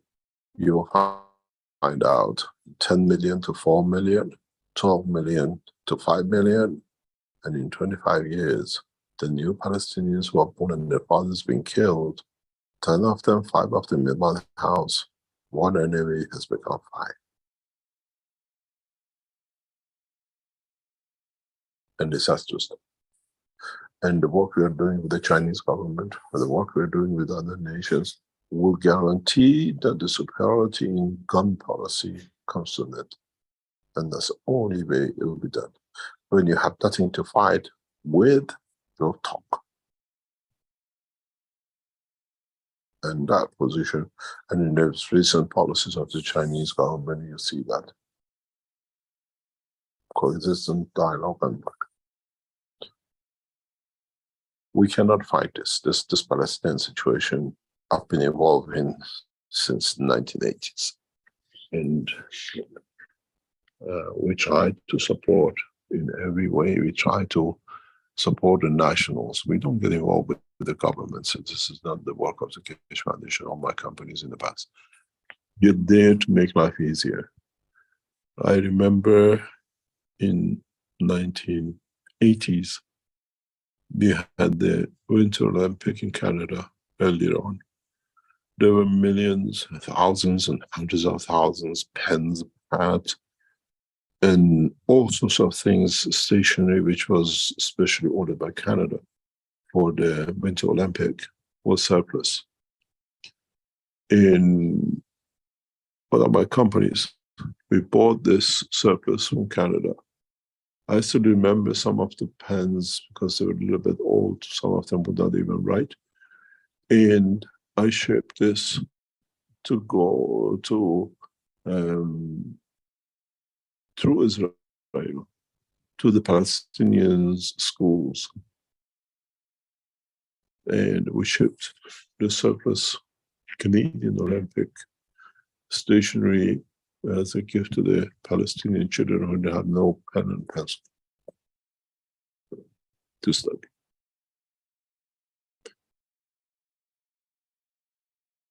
My work for peace has not started with Keshe Foundation.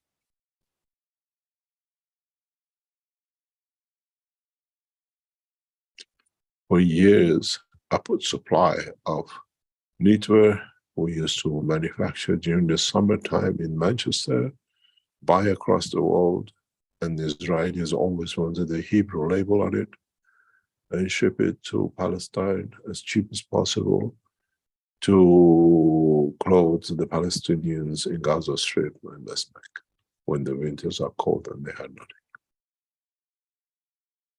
Every year, up to 250,000 plus was shipped from our offices in Manchester.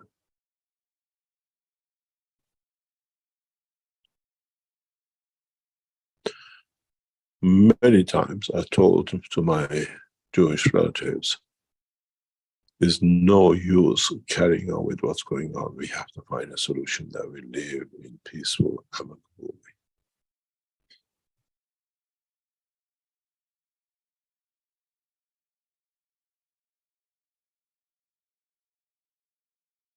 And this war won't be the last one. This showed a big gap in intelligence gathering, security. And the biggest question is, why don't the Americans open up the rockets and tell us where they're made? They all carry American digits, American labels, registered numbers. You got to remember all the American equipments have 13 or 16 digit code on them. And you can pop out. Were these missiles destined for Russia? And the Ukrainian leadership has got paid for it and transferred it to unknown destination because no one knows if they are fired or not fired.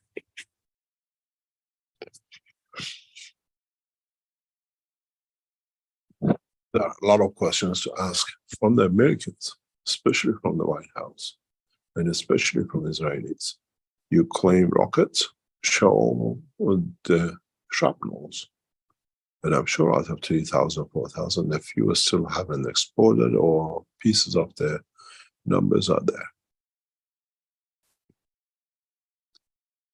Before accusing Iran of supplying, let independent international investigators or people to go to Palestine and check the numbers in Israel and see if these numbers matches with American export of rockets and the rest of Europeans before accusing Iran. And then you ask the Ukrainian leadership why the Russians are so powerful and are still creating problems for you where half of the weapons are sold in other places. There are a lot of questions to answer. We are observers and we monitor. And as the Iranian leadership said, we have nothing to do with it. Look at your own pocket, who you sold your weapon and where it was sold. This is the question international world has to ask Israel. Show us the shrapnels, show us the end, show us the registration number of them. And if they match with the production in the American factories, then Americans have to ask Ukrainians. You got to understand, 10,000 rockets cannot be put in a pocket and carried. They walk on the back of launchers.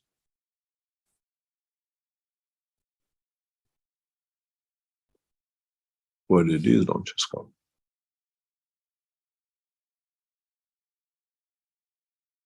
The rest is tactical, how and the way they've done it. We see the same operation in Palestine, in capturing Israelis on the back of the bikes. The same as these are the Palestinians who were in Iran capturing a few months ago Iranian women and men on the streets, the same technique, the same people. They are mercenaries working within the center, even the East. When I look at the videos, how these on the back of the bikes get people do, go back and look at what happened in Iran less than 8 months ago. There is a lot of things which doesn't pass our eyes. We watch, we monitor. These are not Palestinians, these are mercenaries. Who equip them? That now they move from Iran into Palestine, the same technique, the same tactic.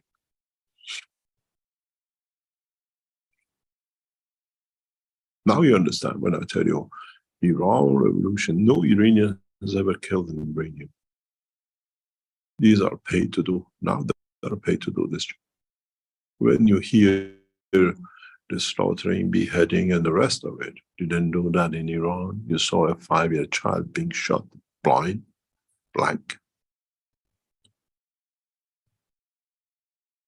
No Iranian has ever killed in the Iranian revolution in Iran, except those in fire squads, which again were paid by those who wanted to confiscate their properties. Then you understand. The game is played.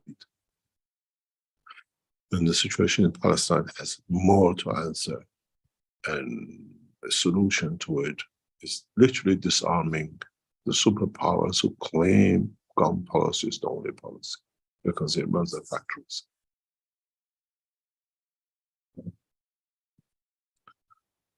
And you have a question. We had a question from Maria from the Brazilian community that is appropriate. And she says, how do you see peace in the world? And you've already been answering that in many ways. And her second part of her question is, how do you explain the souls of these people who treat human beings like animals, such as in the case of terrorists?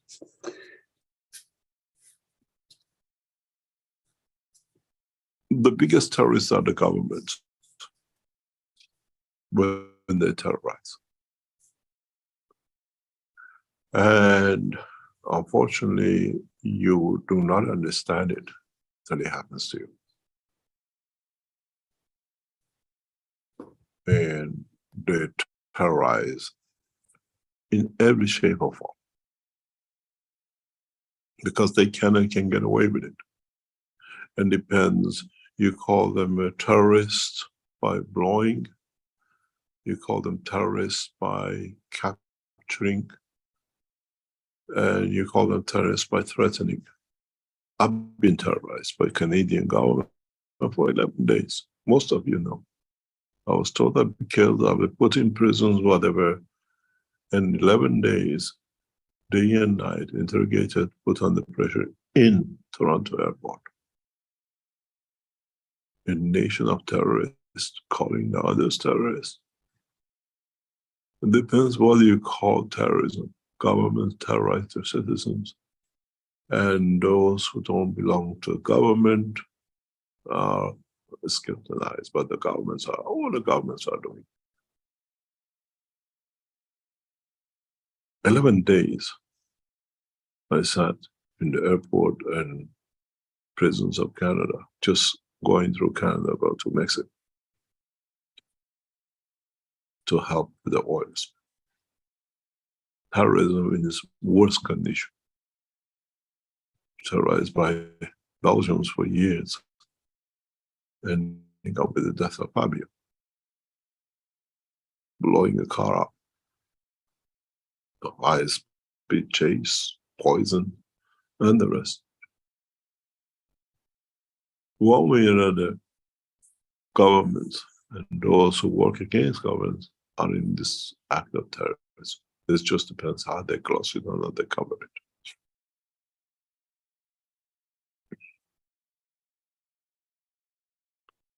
Where the soul goes, where does the soul of the Prime Minister of Canada, who gave the order for me to be terrorized?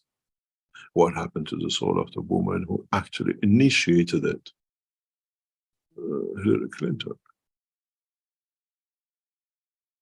She created me with brain hemorrhage. She received the brain hemorrhage to her own end.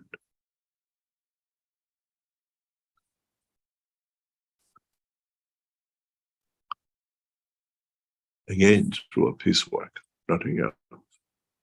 The irony of terrorizing me by the Canadians with the support of Hillary Clinton, and then us launching the sharing of the key and the 5+1, she landing in Ahvaz airport and crashing on the land of Iran and getting brain damage, always that's an irony. The woman who tried to terrorize us got terrorized herself. You do not know when they tell you every day you're going to be killed. Every day you open your eyes, they don't let you sleep, they march outside your door day and night. You don't know they're going to drag you out of the bed. I sat that life for 11 days in Toronto airport and then nearby prison. Scientists going through. How many other scientists are terrorized this way to get their technology?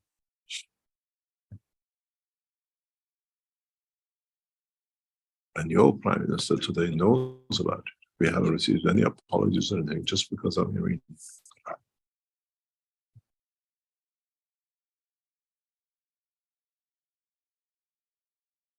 So, how our terrorist leaders live?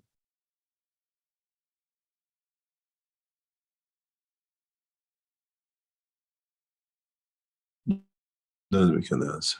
They come in different jackets, from president to prime ministers to head of securities to the kings to people with no money who choose the path. All goes the same.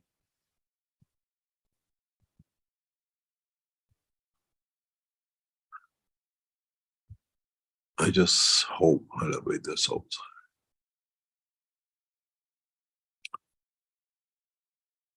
If the Canadians, I said many times, intelligence in rushing and trying to get me out of Canada with the arrangement with the Belgians, they thought they got all the technology and everything, left their documents in my suitcase, which are published. Nobody would have believed what happened to me in Canada. And I think an officer deliberately left all the documents behind, because he didn't agree the way they're terrorizing people. Documents of Canadian government in my suitcase and all the methods they used. When I opened the suitcase in Belgium and they deported me back, I opened the suitcase, it was a gift. Or they were in such a rush to thought they put in their files, but they happened to be in the suitcase.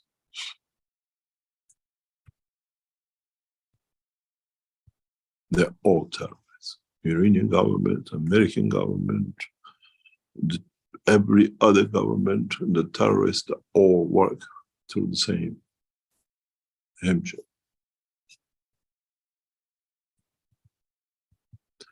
Any other question?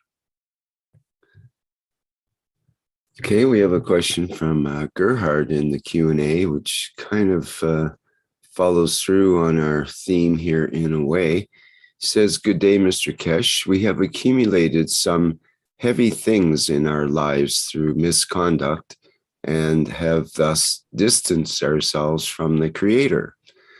How can we free ourselves from these heavy fields and come closer to our Creator? My answer today is to offer support and help to other creatures. When this support is accepted, some of the heaviness goes away. Do you have any further advice on how to eliminate these heavy fields?" We all make mistakes, without a doubt. I think I always say as a joke, even the Creator made a mistake. He created humanity. But in a way, the only way, or not the only way, one of the possible ways is to make available the freedom of the soul of the man, that maybe those who we did injustice to receive and find peace or find elevation with themselves. Sometimes you're not even aware of what we've done or what action we did has caused to the others. It's the way we can do. There's no other way. Elevating the soul does not come me, I give you because I did something wrong with my physical life. Making it available in what I call loving, that someone who we did injustice to or whatever we did wrong, maybe they're not alive. Elevation goes to the soul or whatever in respect to. That's all we can do. There's no target, there is no address that we can go and deliver. I took your jacket. This is a jacket where I, in the dimension of soul, I need no jacket. But I needed that jacket in the winter. And what do we do for it? And why do we do it? I've asked this question many, many times. Why do we come and get to these positions? And why, when we forgive, they think you're weak and they abuse more?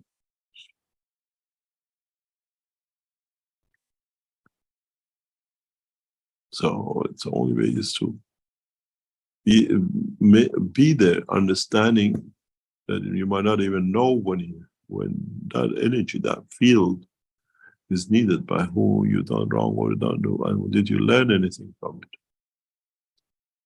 There's no use being charitable and giving everything to everyone. That's in the dimension of physicality. It's much easier to do with this. And don't, as I said in the teaching today, don't look, oh, I give all my soul. I give what is there to, in the essence of what is needed. There is no other way. We learn this. We learn this gradually and slowly.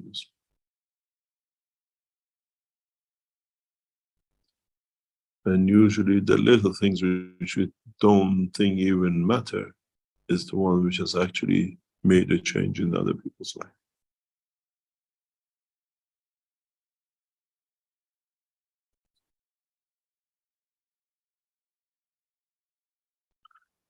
Any other question? One of the things is don't live with the guilt of. Live the pleasure that you know that you can give up, that might change that position.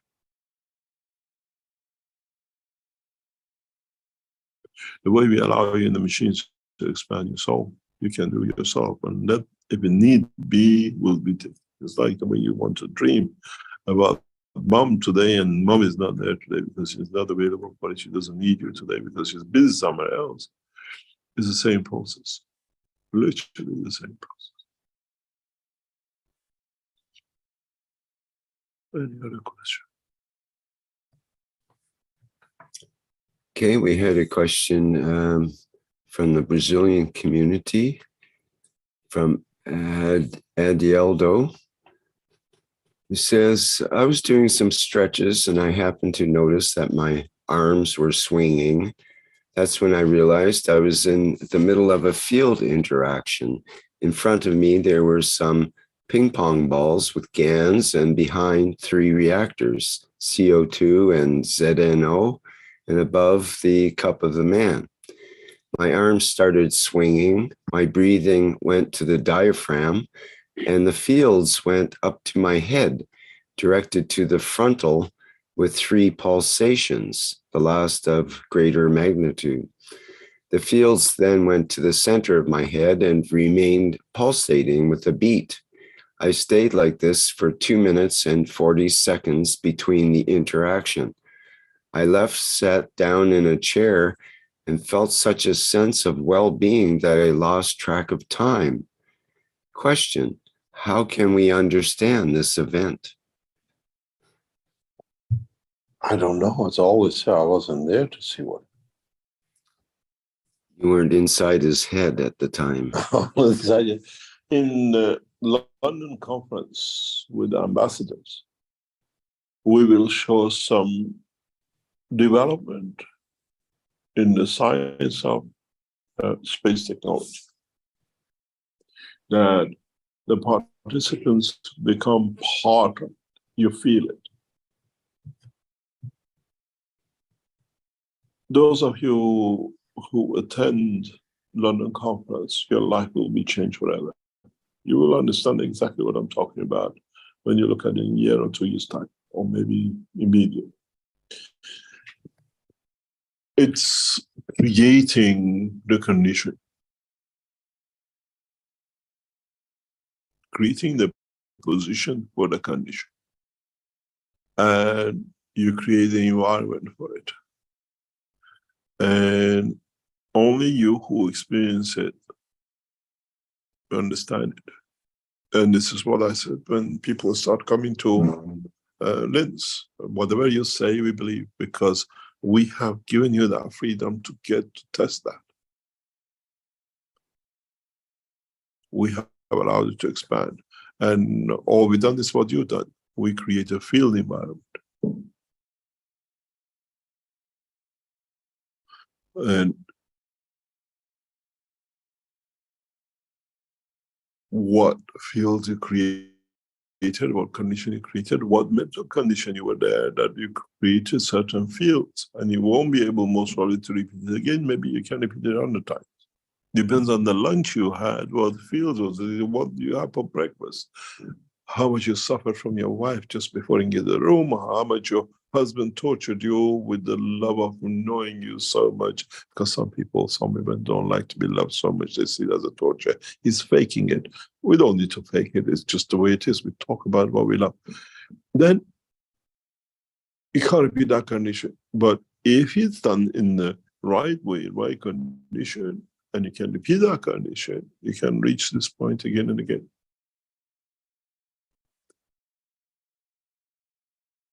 This is the condition of environment. And you're the only one that carries that blood flow, that feel the strength in that time, in that position. Nobody else can. And nobody can repeat it, because it's you who created that. And with it, you created that emotion, which you explained what happened to me. I wasn't there, but we believe it happened because with the condition you created, you tell me there's magnets here, cancers there. What field flow? Were you the giver to the systems, or you the take that you elevate or create a condition for expansion of your soul that you could do things? Nothing is impossible if you understand how you set it up.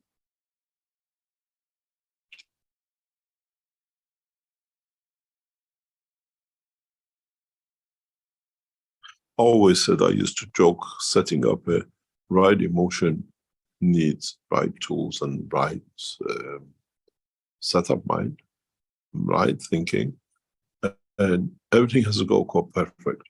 I used to tease, you make a condition of trying to show to your partner how much you love her and everything else. You put rose petals on the bed, and you buy most beautiful clothes and the perfume as a gift and everything else. And there she comes, she had a discussion or argument with somebody in the office. There he goes, the pebbles, you better throw them in the bin. It didn't work, the condition, you set everything right the way you thought, but you didn't know what's coming with the other part of it. And then you say, oh, I'm not doing it again because, but you don't know. What about the next time? You set it up again. And maybe this time she had a good time in the office, had a promotion, and it comes, everything matches to each other. And our job is to create that bed of pebbles and gifts. And let the souls decide what they take from it, what pleasures they bring on the table of life, or elevation of the soul. Anybody, any other question?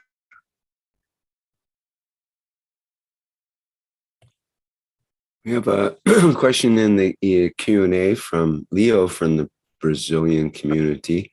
It's a knee GANs question. Can the knee GANs create the condition of regeneration of the anterior cruciate ligament of the knee, which has been totally ruptured?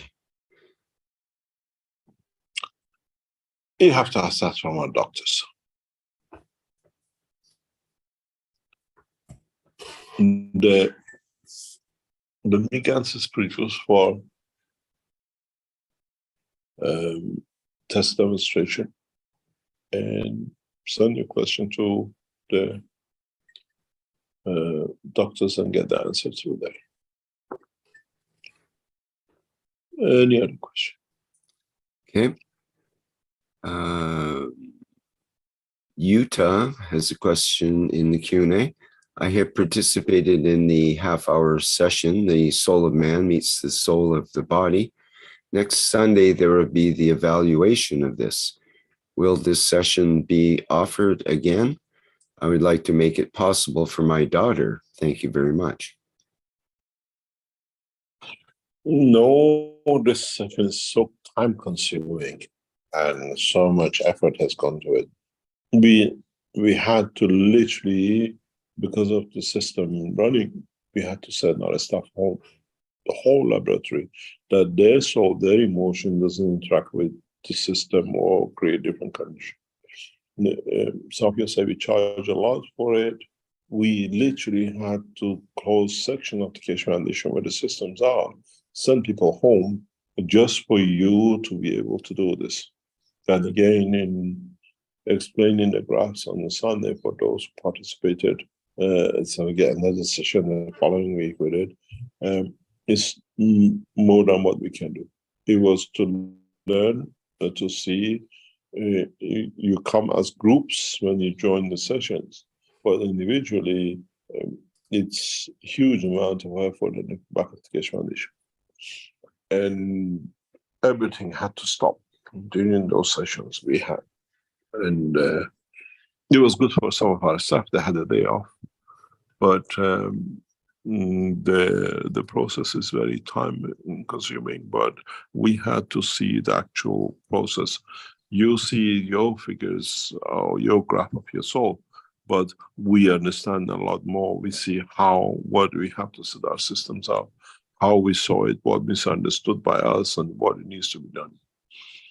And those trials brought a lot of information for us, for you as a graph of your soul, but for us it's a huge amount. It brought us new development. We added new things to our systems to was the follow-up last weekend, tomorrow's session. How you can, and then how we prepare the condition for what I call transmutation.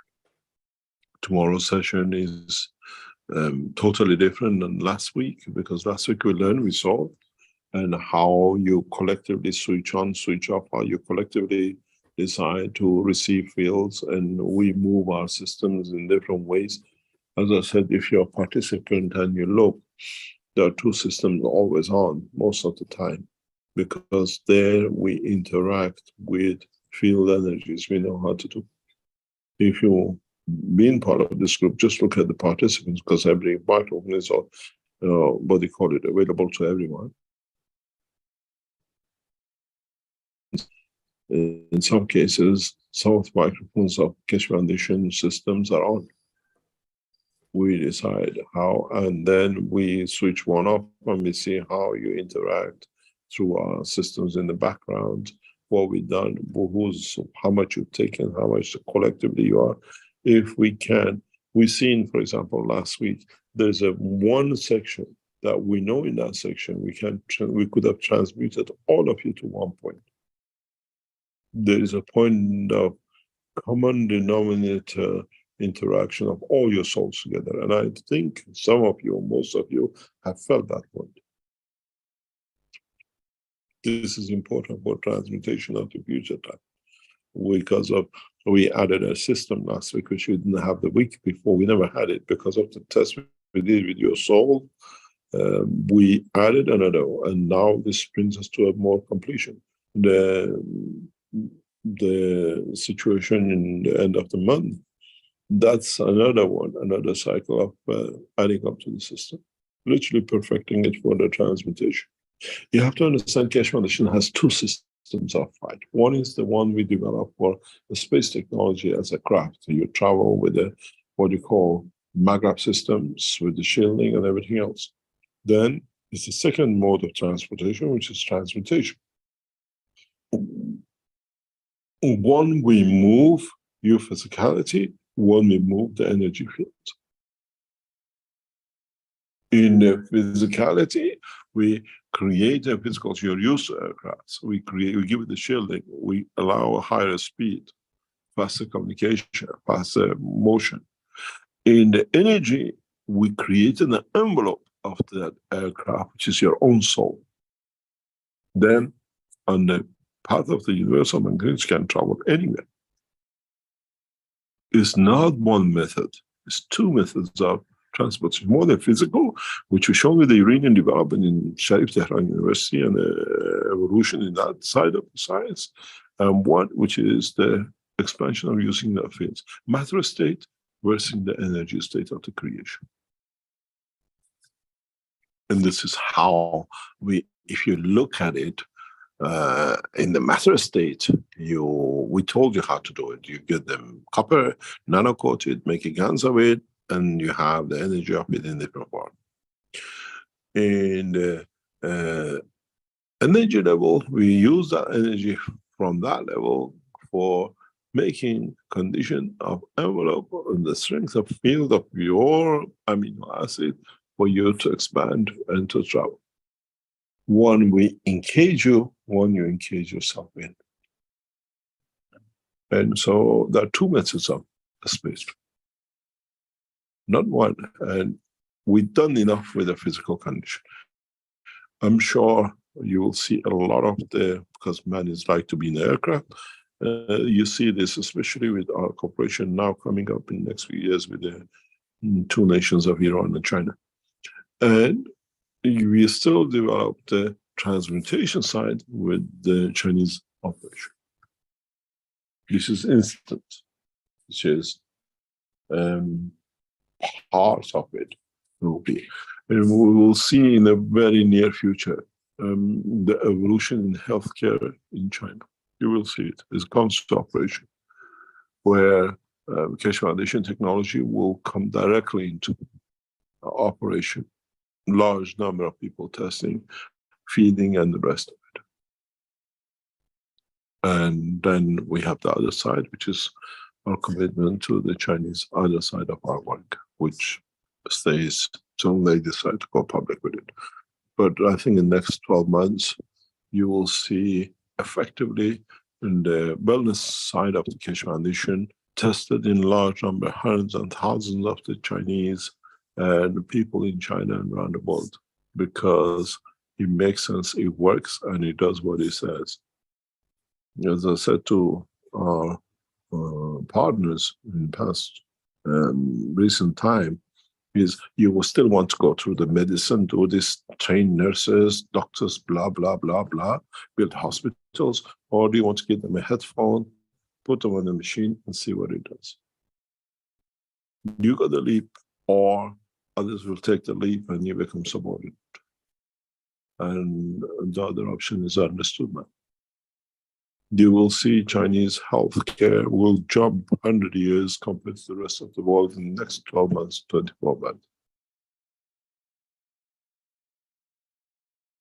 Do we need, doesn't matter living in a remote part of China as a peasant with $200-300 a year income has to suffer, not receive the same as the richest man in China in Beijing with millions, both having the same cancer, both having the same Alzheimer's, both having the same difficulties.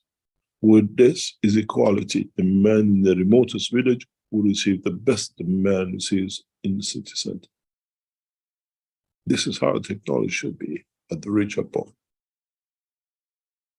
Then we'll come gradually into operation of feeding, the other things which the technology gives.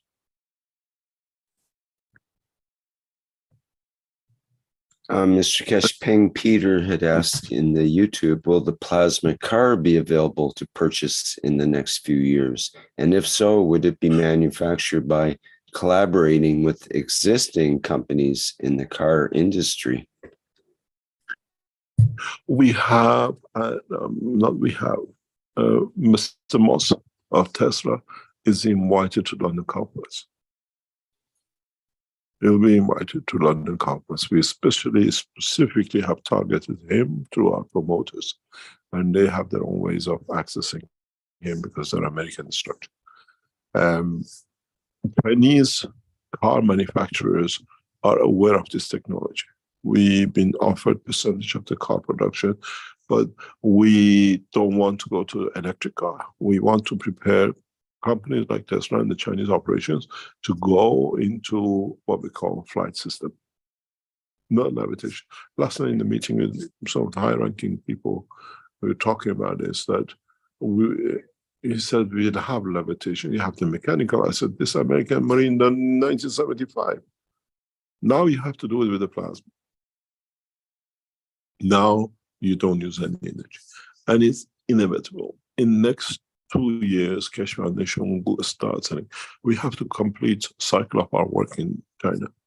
And I'll be spending more and more in China as the development takes place.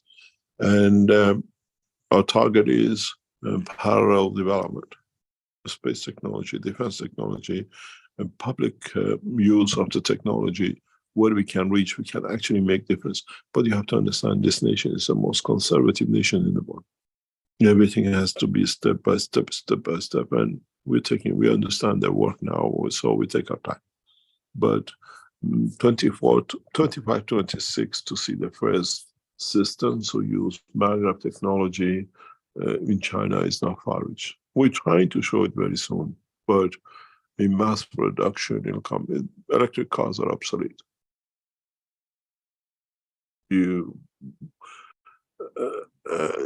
November is coming up, 26th of November 2011. We were prepared to show it in Eindhoven.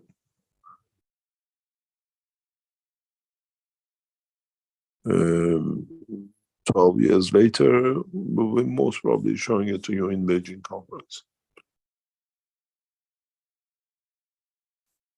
Because once it's shown, the technology is shown, replicating it in such a simple way is a mass production.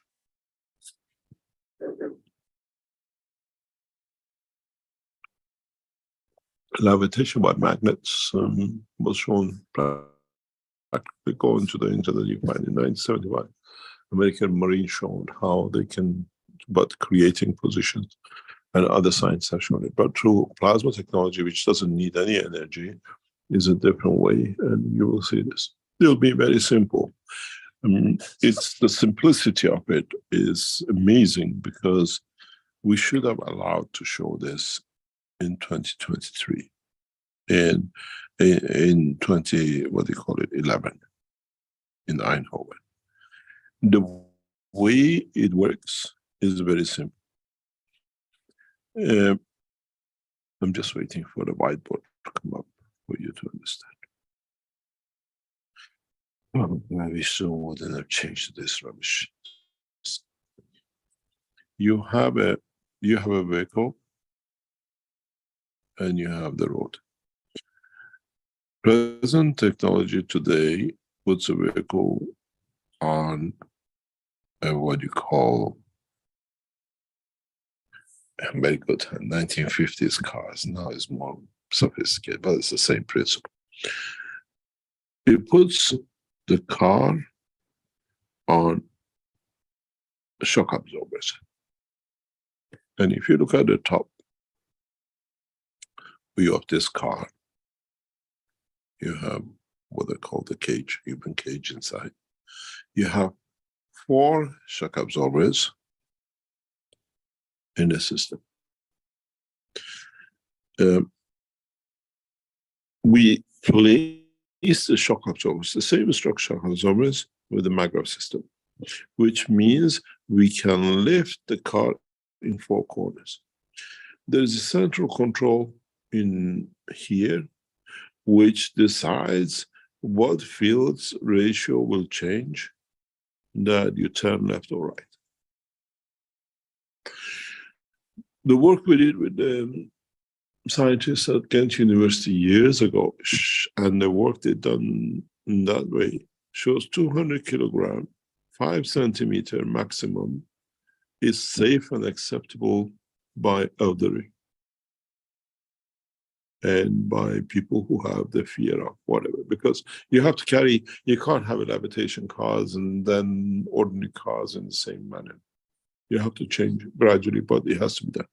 So you literally place a 4 maglev system on either side. The speed of the running it is very simple. These maglev system create enough energy. Don't forget, when you're 5 centimeters or even 1 centimeter off the ground, you're a feather.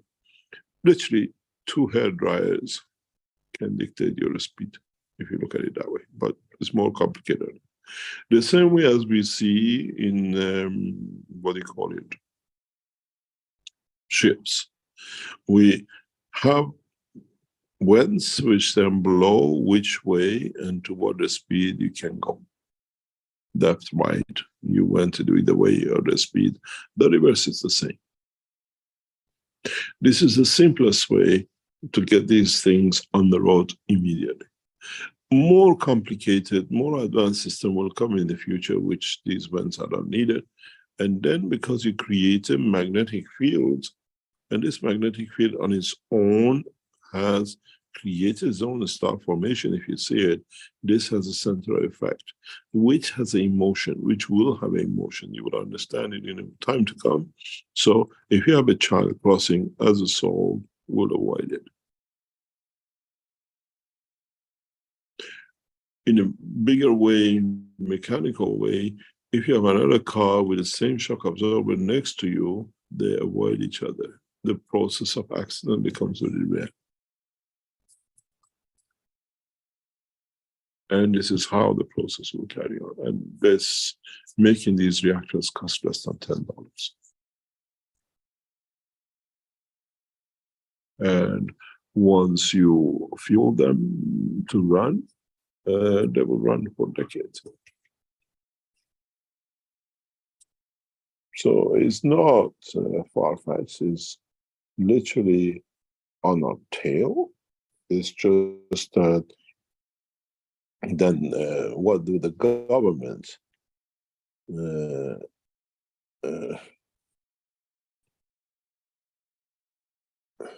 have to decide how these are implemented?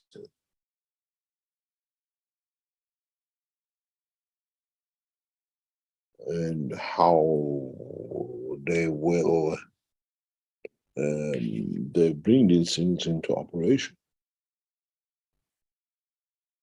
It will change a lot. It will bring new dimensions. The cost of manufacturing of cars will drop by maybe as much as 80%, because it's just what you furniture inside. You can get a wooden cardboard and put it on it and you still go the same. And the pollution will come to more or less to zero. The accident rates will reduce drastically, and it's a transition of accepting and what to do. On the back of this will come the shipping, which in a way, if you look at it, you still want to ship a car container from China to, let's say, US. You don't need to have the ship actually sitting on the water. You can create a habitation that still uses a free path for it and goes. Once you create that lift, doesn't matter if you're 1 kilo or 1 ton, it doesn't make any difference. It will not make any difference. A lot of things will change with this development, this technology. We have the system. It's just that step at a time. 24, 25, 26, we see time for this to come. And then there is huge, huge investments, billions of dollars, which now has gone into producing batteries for electric cars. These electric cars need continuous charging, wasted batteries, replacing batteries, and all this goes through the window. And we actually working on to show this in one of the conferences. Weight reduction system, what was supposed to be shown in Eindhoven. And then you understand what this will implement and the implication of it and the application of it.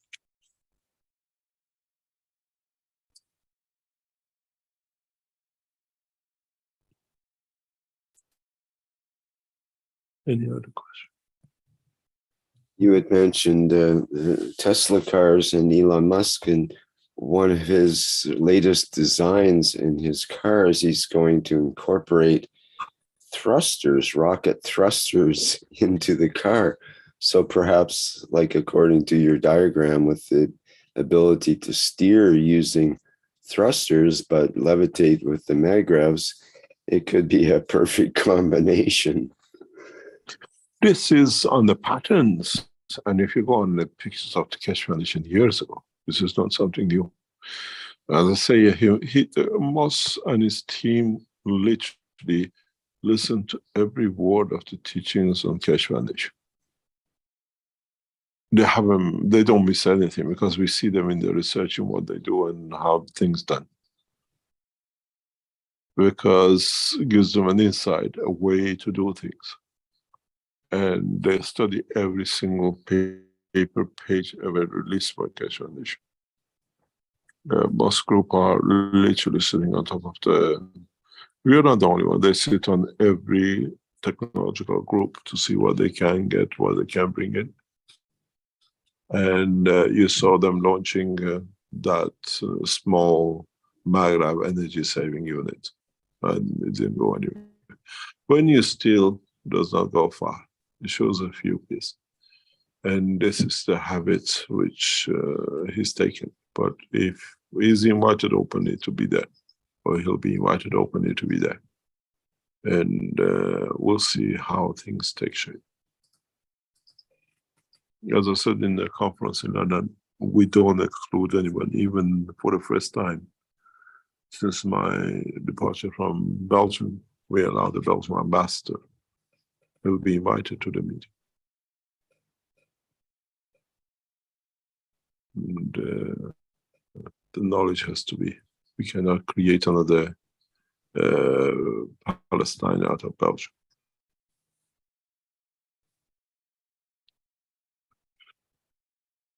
Any other question? Okay, thank you. We have your hand is up as a panelist here, Mr. Keshe. I was going to say we have two hands up, but one of them's yours. I want to ask a question. Does that mean you need a bathroom break or something? I don't know. How does it come out? Oh, I'm not sure. It's an inadvertent hand raising, I'm sure. I know where it's not there. How did it come out? It's good. I have a question to ask myself. Maybe my soul has a question. Let me see how I can get rid of it.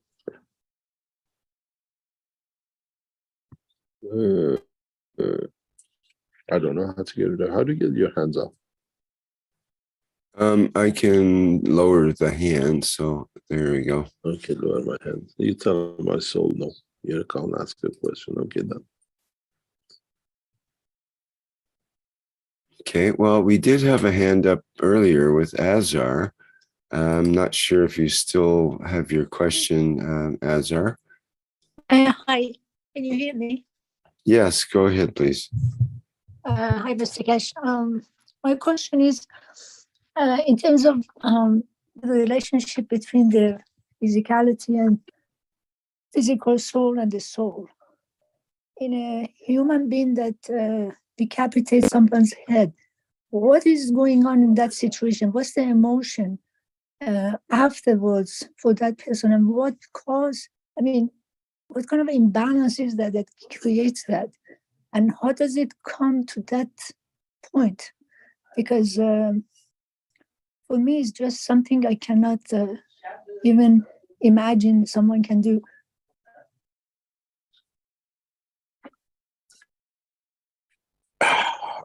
It's not hardly imagine. It happens in accidents. Or it happens deliberately. Or we used to have the my tongue doesn't turn around it. The executioners that used to behead people. And so what happened to the soul at that point? The soul. You mean the person who kills? The person who kills, and then not no, the person who... the body, which is the person who's been or lose the section of the body with it. And yeah, my question is about the person who does it. What happens with them? Oh, they have their own demons to live with.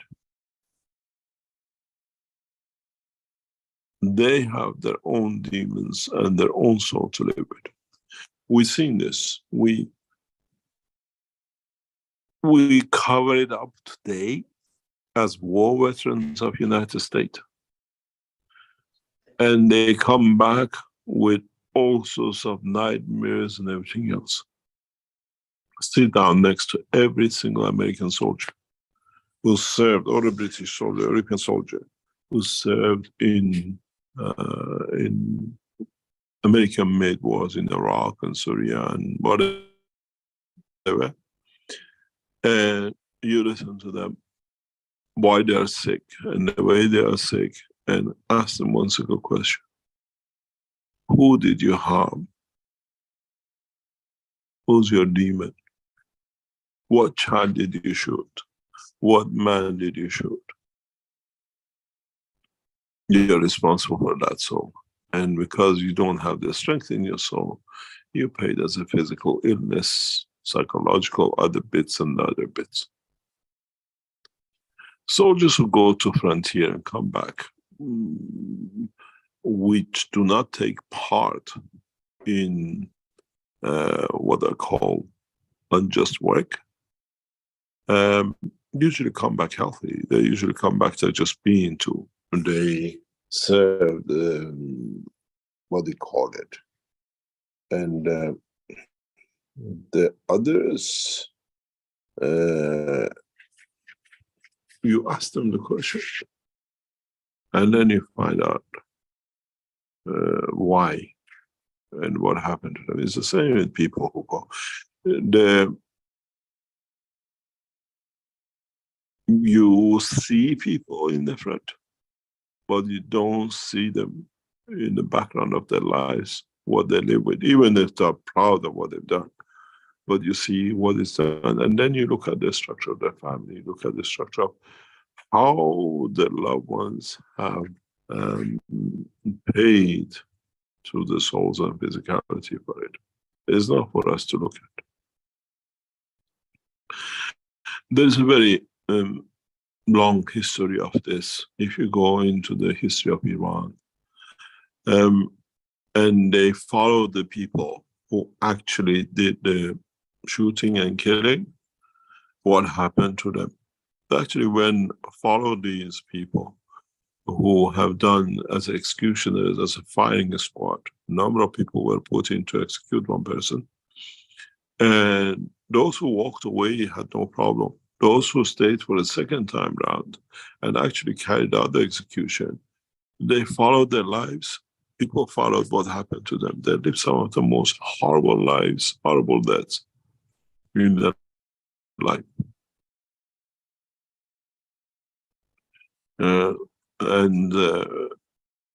You don't look at these people in what they do. The guy says, my job to behead people. And listen to some of them. Some of these people have actually written their life story. You can find it here and there. And some of them tell their own story, how they lived and what happened to them. Doesn't matter how much you pay, you don't take a life.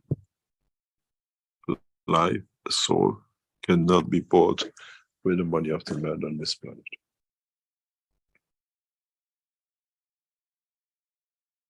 There's a system set up to look after people like this, souls like this.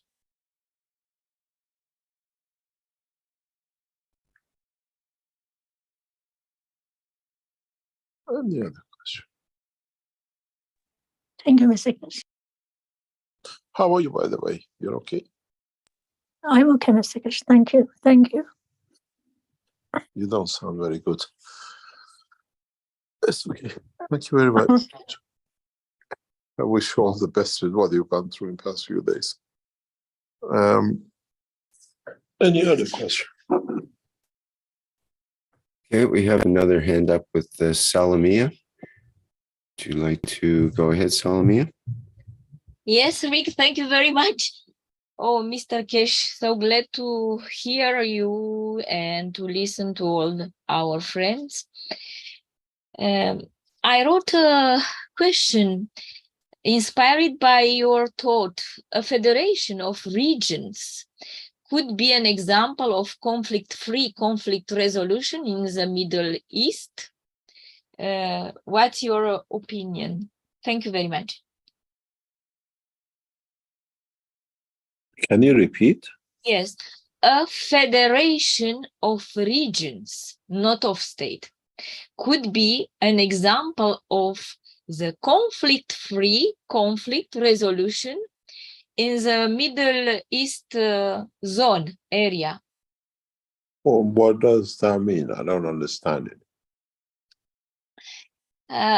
Yes, like a federation entity of a region, but not of I understand. national state, you know, to be open. Yeah, yes.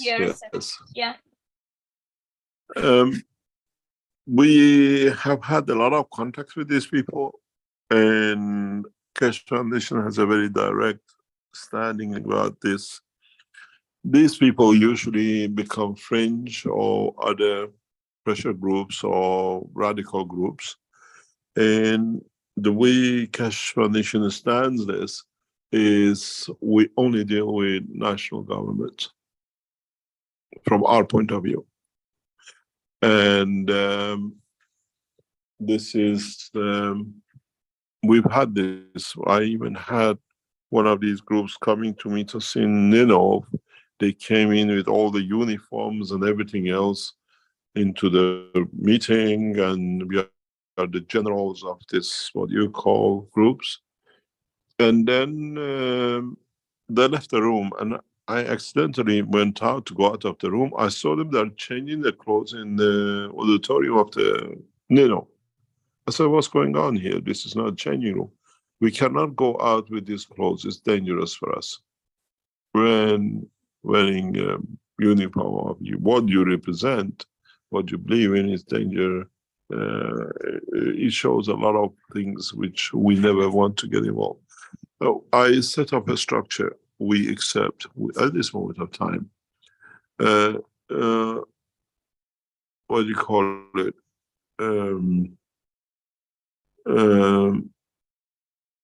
At this moment of time, the structure of United Nations accepting nations and territories. I'm sure in the future, the name of these territories and nations will be just a reference point, not the border point. And this will come very, very fast. Once the new transportation, transmutation systems come into operation, nationals, governments, and all that will come to its own natural end. We are from Earth, but I come from a region called Iran. You come from place come Romania, the other one comes from that region, but it has no superiority or priority over the others. And this is that's inevitable. So we don't get involved in these things at all, because then we become supporter of minorities. We are with terrorist groups and the rest, and we don't need this. Working with the frame of the acceptable structure of nations and territories at the moment is what is the what our work is, that in the coming time with the technology, these things become irrelevant. Technological difference then becomes normal right across the planet, that everybody can get fed through the same thing, and everything else, there is no need for borders, because everybody gets what they need. And this is not very far, maybe next 5 or 10 years. I was talking this with some of people who are involved in this, is that then we have to centralize these systems in certain nations, that they have control over their nationals. And this is the next step of discussion with governments. We set up systems internationally that no nation has control over, that they can, all the people around the world can be fed by it, can look after their health and the rest of it, or we become again one system for each nation, and that's not doable anymore. This is one of the dilemmas I was in discussion in the past few days about this. The concerned nations want the controlling systems, the servers in their territory that they can control, but this system works for everyone around the world. There's no control, but they have to learn. Any other question? Thank you, Mr. Keshe. And good luck with the conference for peace in London. We'll see what happens, what comes. God bless you. Very much. Any other question? We're nearly coming to 3 hours.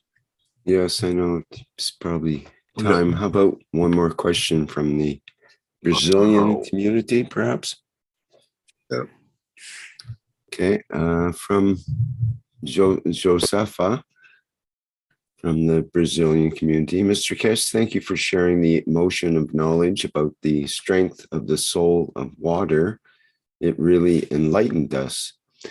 About the body of man and the understanding about the nourishment of the soul on this planet, thinking about the hydrogen fields in water, we would have this source which, or that forms our physicality and soul of physicality, thinking about the soul of hydrogen gas and the body of man as a fractal of a galaxy. Would the nose work as a black hole where it captures the energy fields of gases and expels recycled force fields, now with the emotion of man, who is the feeder of the environment? The nose, you mean? He's talking about the nose as a black hole, and I don't know. There's about something behind it. This is just the extraction point and ventilation point. Well, he's talking about the soul of hydrogen gas and the body of man. So would that soul of hydrogen gas be use the nose as a sort of a black hole entrance into the soul? Not Soul really, of the man? No, really. I don't think so anyway.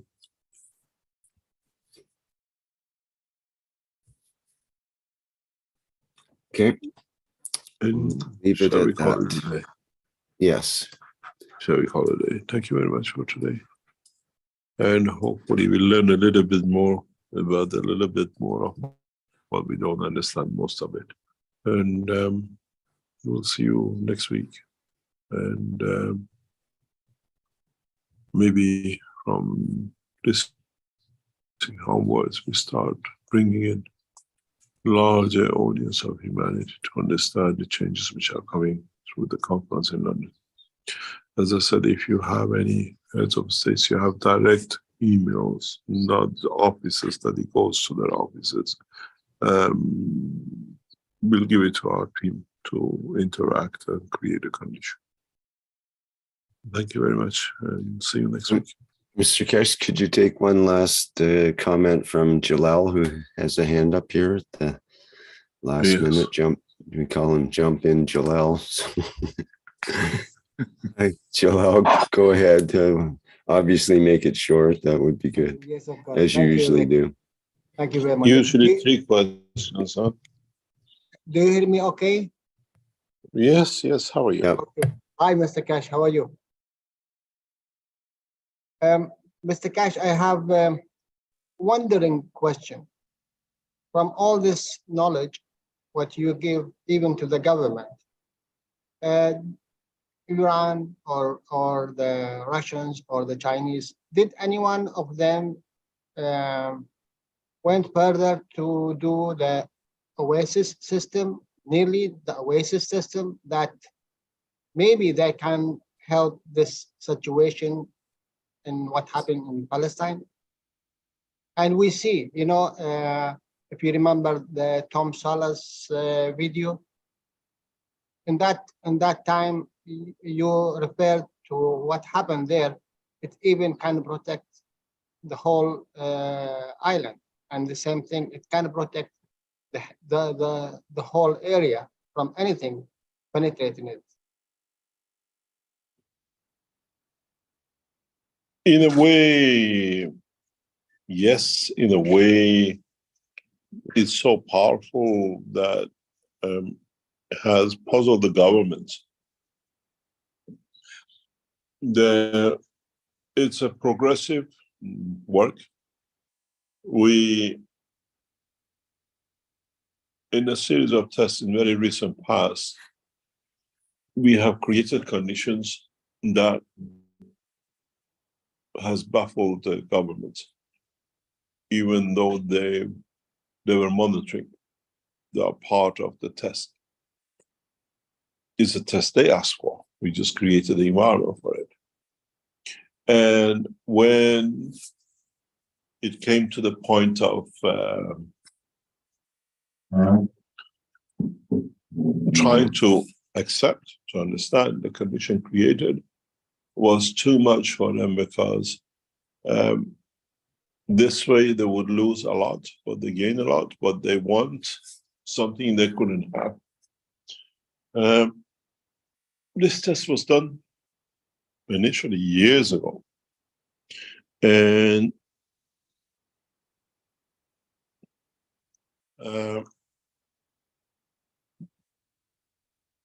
we created several times the same condition, the same body composition. And then again, did the same test twice in recent time in 2 different locations with the same outcome.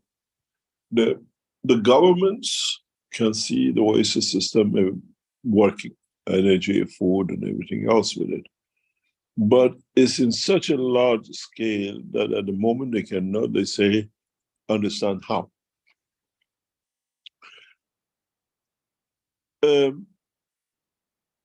We created condition, we created a huge amount of damage. Some of you know, when we did this test years ago. And we repeated the test again twice with the same outcome. And one of them even much more powerful. It's recorded by governments, by national structural organizations. The OASIS system is not something hard to create now with a new technology, a new phase. But creating it, that it changes the situation in where you're talking about. We have to sort the cause of this problem. I know exactly what you're talking about.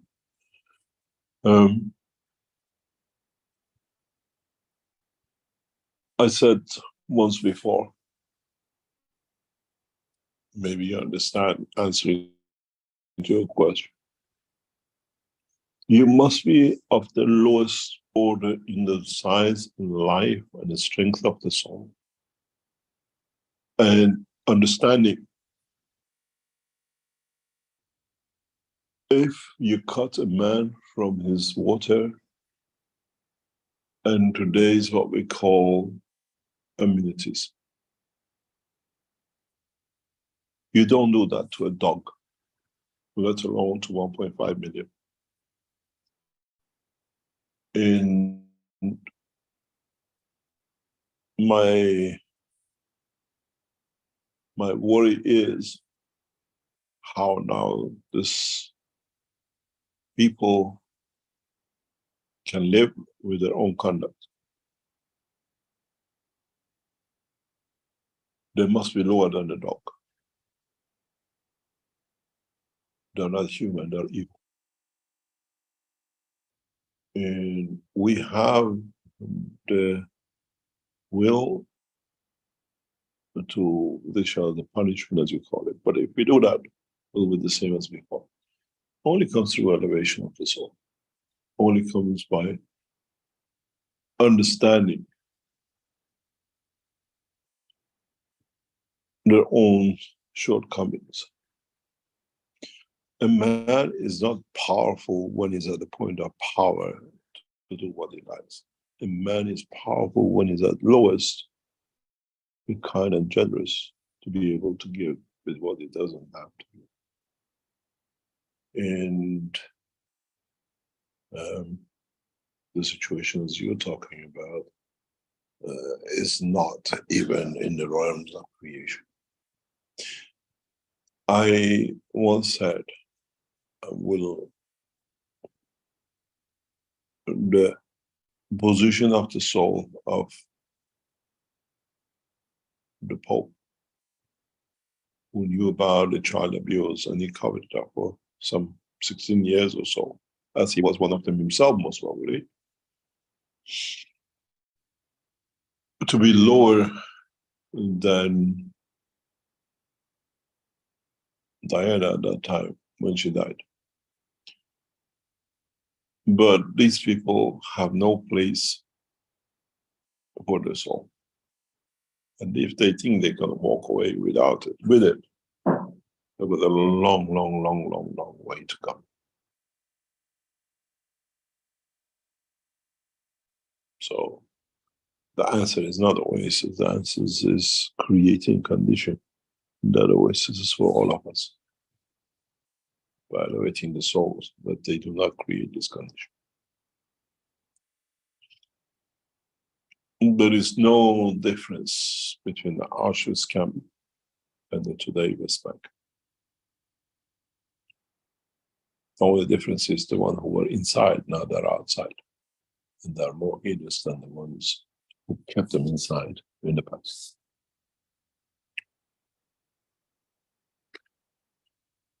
Thank you very much for today. Thank you, Mr. Keshe. Hopefully we'll see you next week. Thank you very much. Very good. Thank you, Mr. Keshe. Thank you for another Knowledge Seekers workshop here, the 507th on Thursday, October 12th, 2023.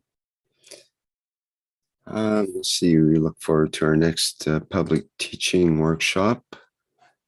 And that will be coming up on Tuesday, October 17th. That's the One Nation, One Planet, One Race for World Peace and Justice. And that starts at the 4 p.m. Central European Time. Okay, I think that's all for our announcements for now. Again, thank you, Mr. Keshe, and thank you, everybody, for being here today and listening and participating in our workshop. And may others in the future also benefit from this series of workshops. Okay, bye for now, and we will go out with our usual flight enhancement spaceship unit music version. And may you clap and dance your way into the next week. Bye for now.